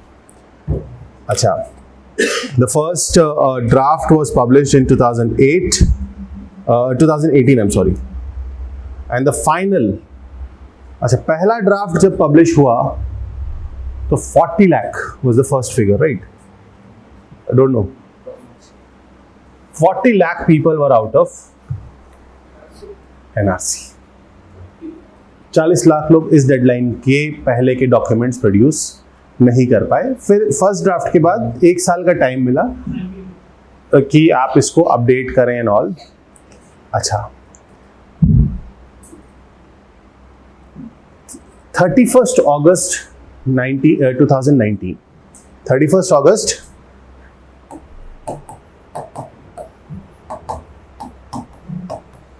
2019 को ये हुआ कि एनआरसी का फाइनल ड्राफ्ट, फाइनल लिस्ट आई, और इस लिस्ट में भी 19 lakh people were excluded. Assam के 19 लाख लोग जो हैं वो सिटीजन नहीं माने गए। क्या हुआ फिर उसके बाद? 19 लाख लोगों का क्या हुआ? अभी भी है। सो बेसिकली जो अच्छा, उसके बाद फॉरेनर्स ट्रिब्यूनल बनाए गए, है ना, कहा कि आपके पास 120 दिन का टाइम है, अपने डॉक्यूमेंट्स प्रोड्यूस करिए, क्या करिए। लेकिन फिर क्या होता है? फिर आता है द सिटीजनशिप अमेंडमेंट एक्ट 2019, जो इस डेडलाइन को चेंज करके क्या बना देता है?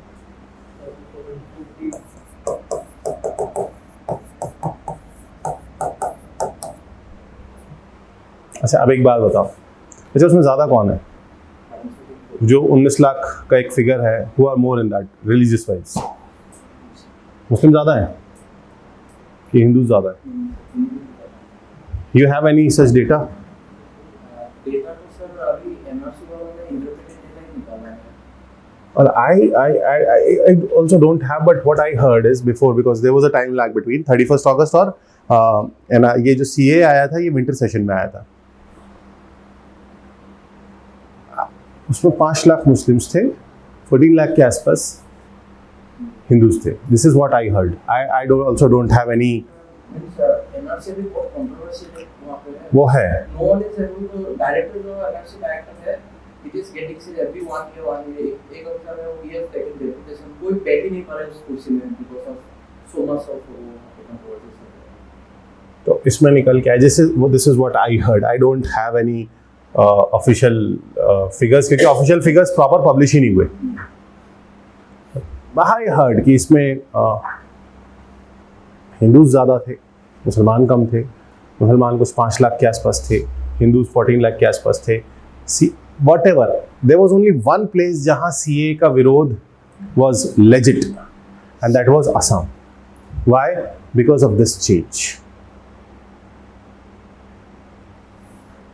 खुद सोचो यार, हिंदू ज़्यादा होते तो बीजेपी ही करती। सिंपल सी चीज़ है। वोट बैंक पॉलिटिक्स आ गई, और अगर किसी स्टेट में 15 लाख नए वोटर ऐड हो जाते हैं, डेडलाइन चेंज हो गई ना। ये है असम का प्रॉब्लम, इसलिए असम में CA का विरोध हो रहा था।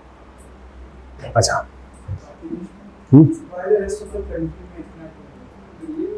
हाँ बिल्कुल, वो एक इशू ये था कि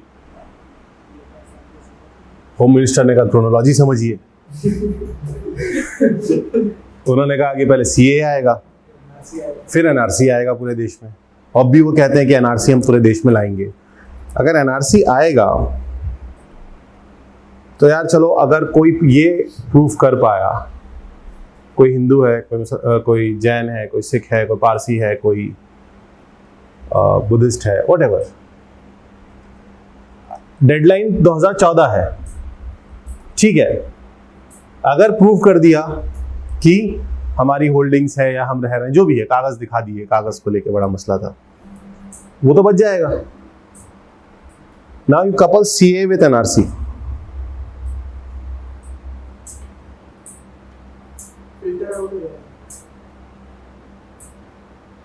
what will happen to the minority?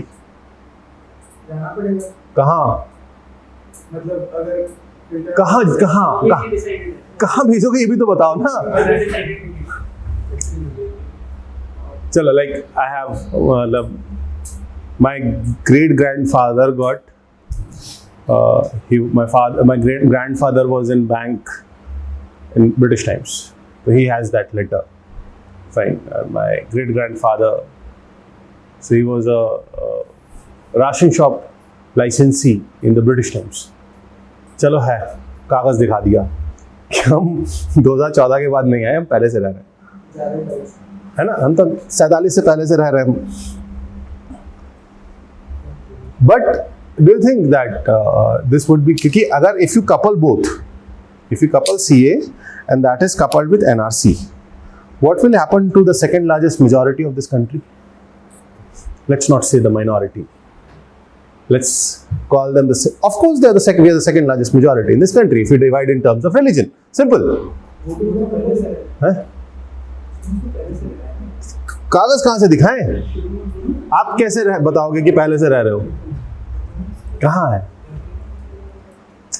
आप अगर चलो, if you are not even able to produce, you have Citizenship Amendment Act, which says that if you have not, आप बस ये प्रूफ कर दो कि आप 2014 से पहले से रह रहे हो. आपको सिर्फ यही प्रूफ करना है ना.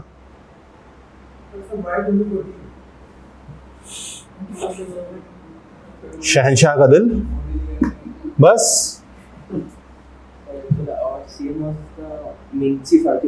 दिस बिल, क्योंकि उसके बगैर इलेक्शन नहीं जीत सकते थे. This CA at that point of time, the demand that was in Assam was the only legit demand. Yeah. Why was the rest of the country? Because this was said that this will be coupled with NRC. This will be followed by NRC. तो बड़ा सवाल था ना. अरे मेरा एक छोटा सा सवाल है. मान लो there is a person who so called have faced religious persecution in Bangladesh. ठीक, इंडिया आ गया, डेडलाइन वगैरह सब मीट कर ली, ठीक है. अब इंडिया आने के बाद he is granted the status of citizen and that grants you freedom of religion and by any means उसने कन्वर्ट कर लिया. पॉसिबल है? सिटीजन को तो राइट है, he can follow any religion and he cannot follow any religion. Then what will happen to the purpose of this?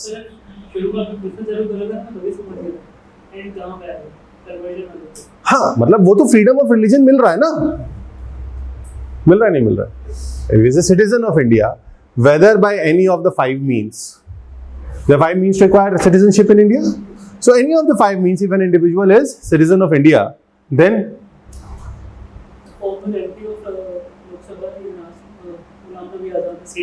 see, that was a valid question. Your purpose will be defeated, right? हो सकता है, वो क्यों नहीं हो सकता? बिल्कुल हो सकता है, आजादी है. So and there were detention centers. तो उसके अंदर लोग हैं, लोग करते क्या अंदर, मतलब डिटेंशन सेंटर में? मतलब मैं जानना चाहता हूँ. हाँ, मतलब कर क्या रहे हैं वो? अंदर के जेल के अंदर है, सुकून से बैठे हुए हैं, मतलब खाना 2 टाइम का खाना मिल रहा है. वो बोर्ड दिखा रहे FRCC का, हाँ, SP वो सबको पकड़ने लाते हैं. हाँ, सर 1971 में तो बंगाल में है, तो वहाँ पे से जब वहां लगेगा कि इतना डेमोग्राफिक डिफरेंस आ गया है कि इलेक्शन जीत जाएंगे तो वहां भी करवा देंगे. सिंपल सी चीज है.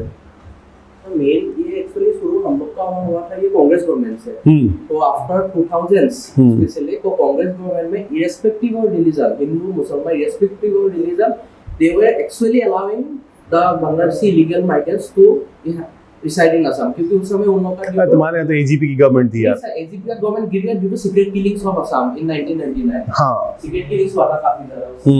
सीक्रेट किलिंग्स के बाद कांग्रेस का गवर्नमेंट आया, फिर भी वो लोग धीरे-धीरे उन लोगों का पावर ग्रिप वो होल्ड नहीं कर पा रहे थे. तो इसीलिए sir irrespective of religion they were allowed everyone from Bangladesh to come and have citizenship over here.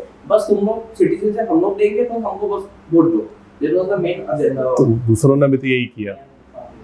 तो उन्होंने तो लीगली करके दे दिया कि डेडलाइन ही बढ़ा दी.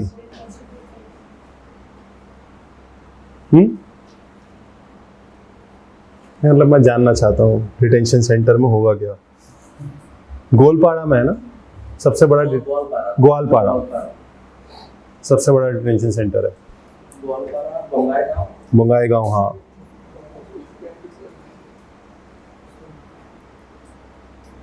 What is inner line permit, वो बताओ। To be honest, I'm not sure about legal law.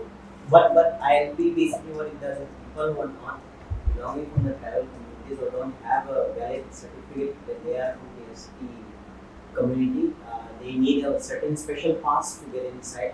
Get inside. So basically it is on all railway stations.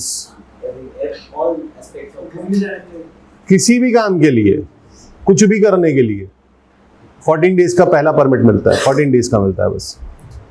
सो अच्छा ILP लिख लो, ILP लिख लो।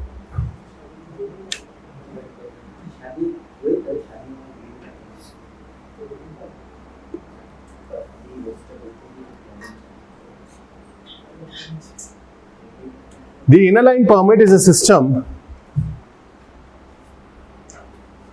The inner line permit is a system introduced for border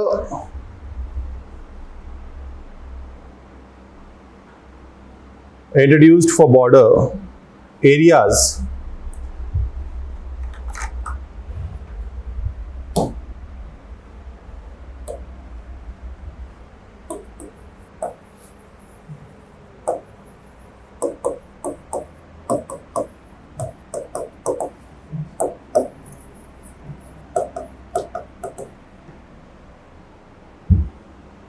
by Bengal Eastern Frontier Regulation 1873.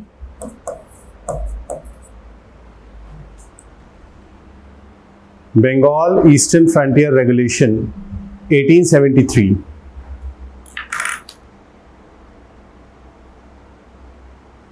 People outside such declared areas,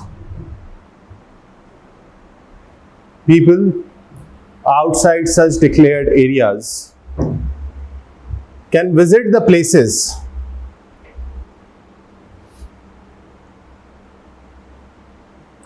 only if they have a permit.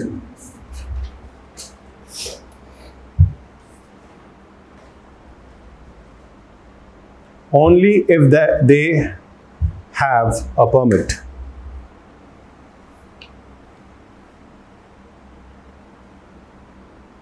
They cannot settle in such areas. They cannot settle in such areas even with ILP.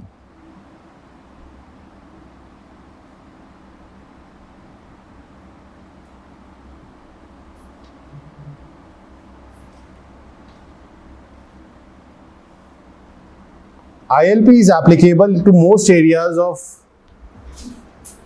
northeast states. ILP is applicable to most areas of northeast states. In Assam,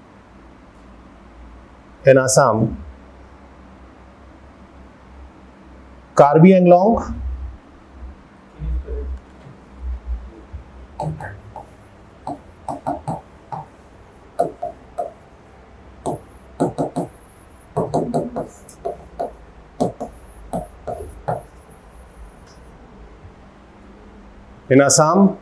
Karbi Anglong, Dima Haso and Bodoland are protected under 6th schedule.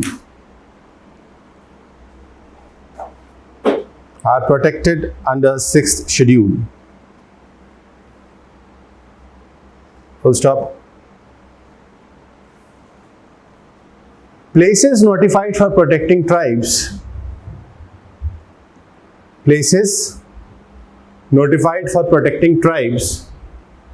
Under 6th schedule areas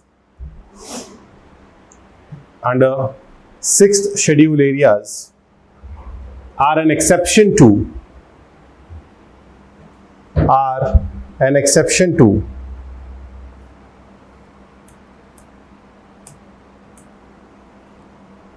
CAA 2019.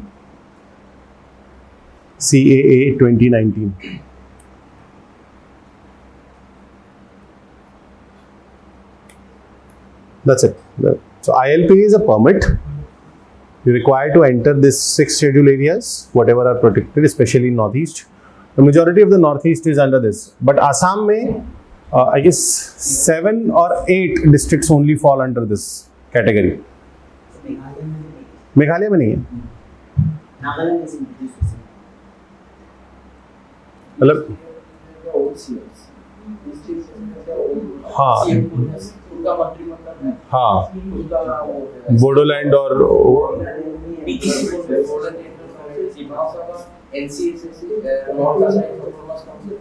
कार्डियन का autonomous council उनका CM है उनका मंत्री state government का कोई भी decision होता है हाँ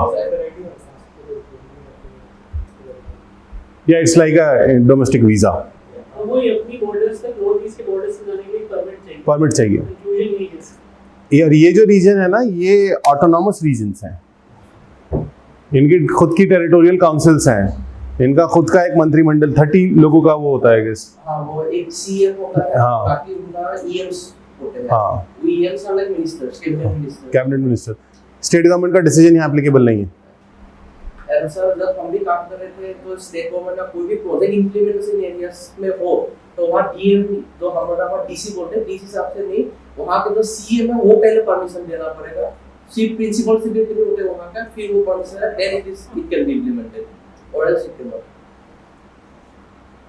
अब बताओ कुछ बताना है अब कहाँ है एक विधान एक संविधान. Whenever a government order comes in these regions, it is written that this is applicable all throughout the, let's say, state of Assam, except whatever is this autonomous region, territorial bodies. Gorkhaland भी है ना बंगाल में बंगाल में है. Fine. अच्छा, now I'll tell you one more topic and then we'll end this class and then I'll provide this whole set to you today only. अभी ये ठीक है. You go through this. If you have any doubt, then you can come. Rest are all stories. But major जो एक रह जाता है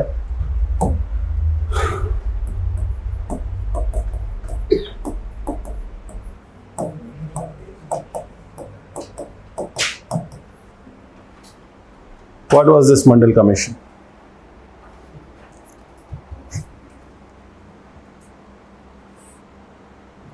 So on 7th August 1990,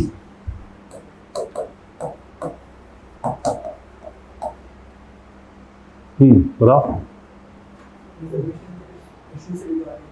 किसको रिजर्वेशन था किसको रिजर्वेशन था yes On 7th August 1990, it was announced by VP Singh, Mr. VP Singh, who was then Prime Minister of India, that OBCs, that is other backward classes, will get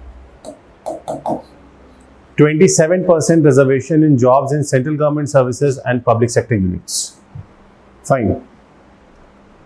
Now, what happened? That how this came into existence? 1977 में कांग्रेस इंदिरा गांधी जो है वो election हार जाती है. ठीक है. जनता government बनती है. That was the first non-Congress government in India. 1977. उसी दौरान मोरारजी देसाई की गवर्नमेंट थी. He was the Prime Minister, Morarji Desai, and they formed a commission under the chairmanship of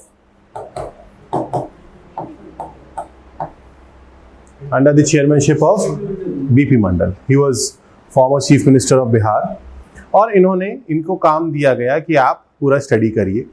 The commission reported that 52%, how much?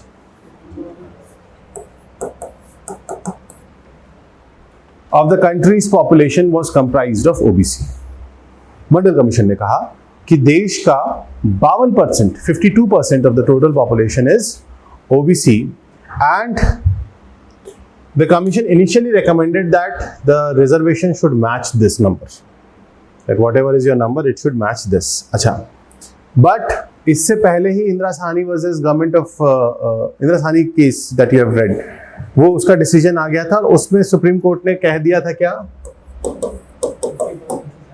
50% से ज्यादा टोटल रिजर्वेशन नहीं हो सकता. At this stage the reservation was how much? 15% reservation was already existing to SC and 7.5% reservation was already given to ST. Scheduled caste और scheduled tribe को reservation already exist कर रहा था. This is how much? 22.5? This is how much? 22.5% reservation already था. Hence, the government had no choice but to cap reservation at 27%. Hence, the present reservation says it is 49.5%, जो कि supreme court के 50% marking से. अच्छा, एक चीज और हुई. This commission identified backward classes among non-Hindus as well.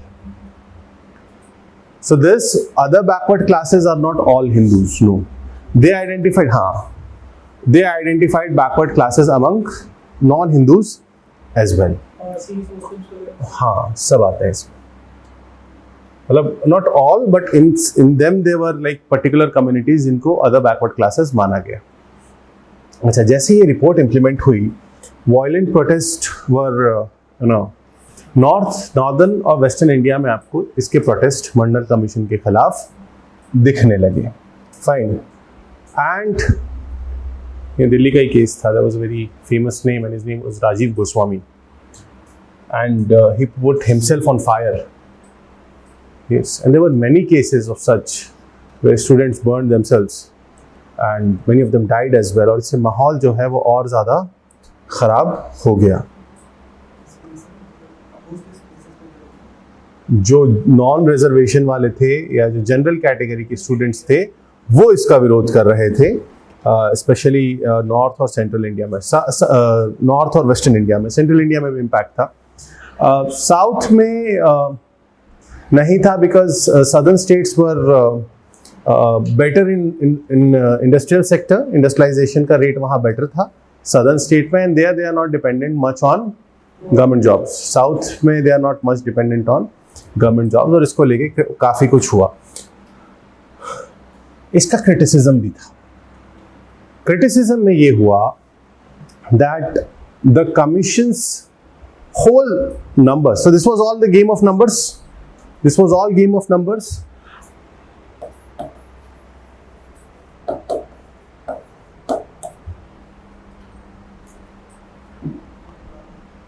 The database that Mandal Commission used was census of 1931.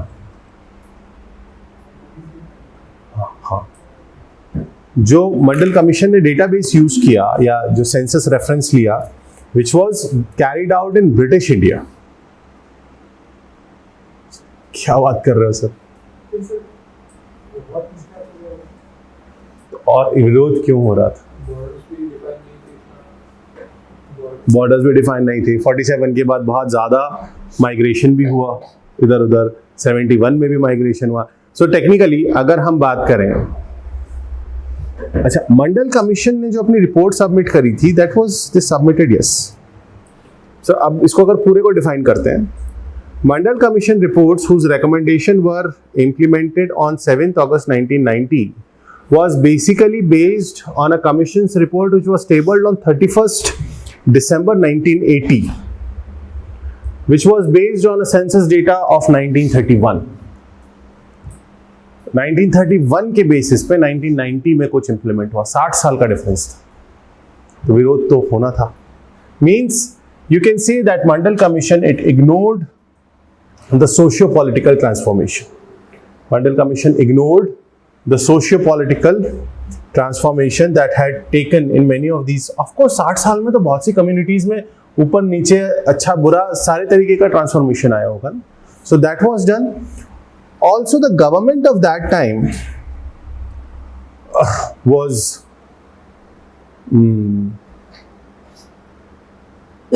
criticized for being selective in its approach. क्योंकि अच्छा, लिख लो.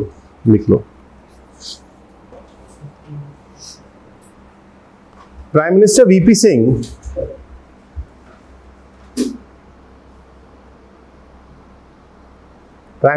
Singh was accused of indulging in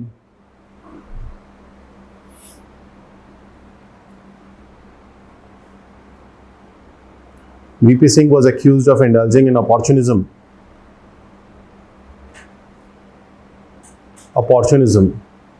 and was criticized for picking only his reservation and was criticized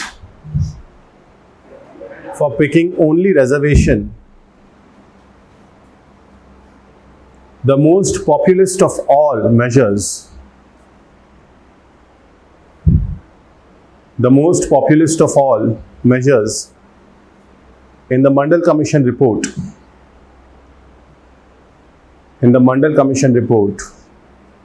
over the other recommendations,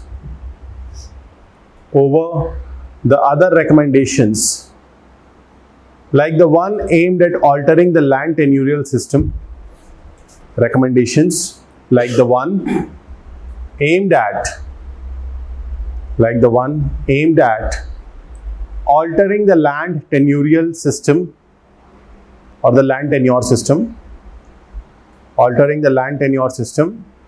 among other economic and educational reforms.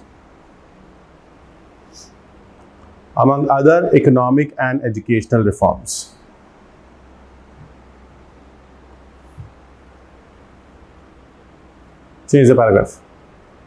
The Mandal Commission report was challenged in Supreme Court. The Mandal Commission report was challenged in Supreme Court. Full stop. The Supreme Court in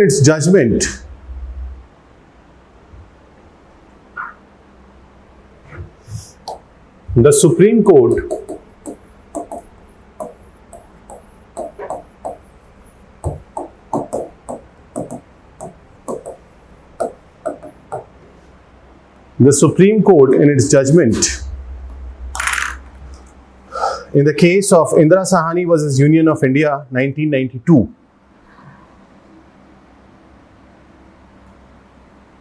Indira Sahani versus Union of India, 1992.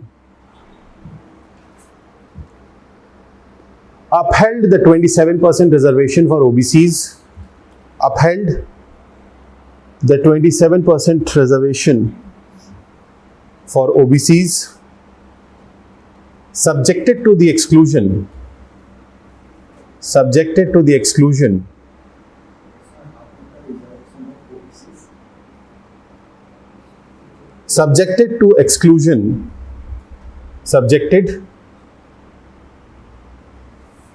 reservation for OBC subjected to exclusion of socially advanced persons or sections,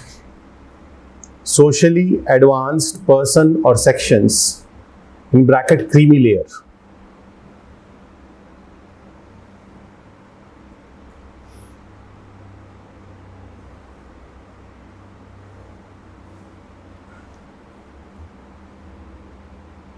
And directed the government to evolve a criteria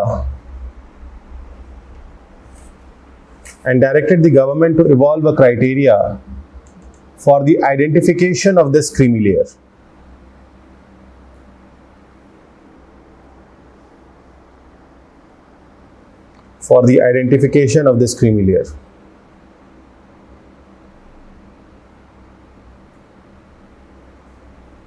A committee was appointed to address the issue.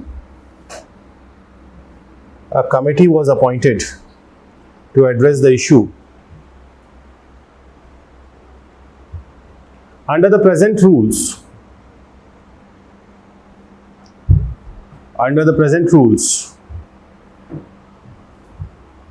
a household with an annual income of rupees 8 lakh or above,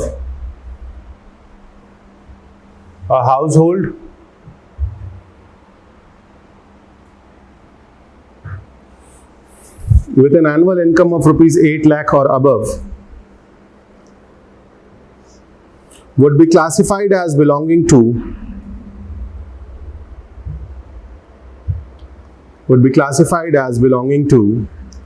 the creamy layer amongst OBCs,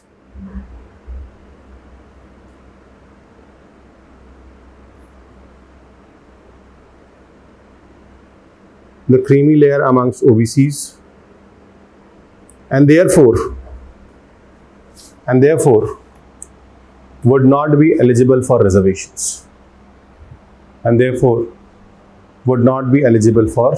reservations. That's it. So this is the present status. Any question?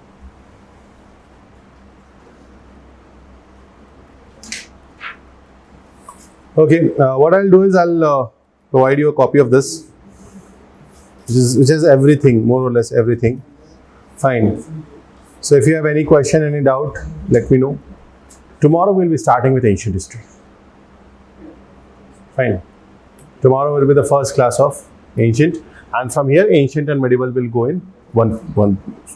Fine.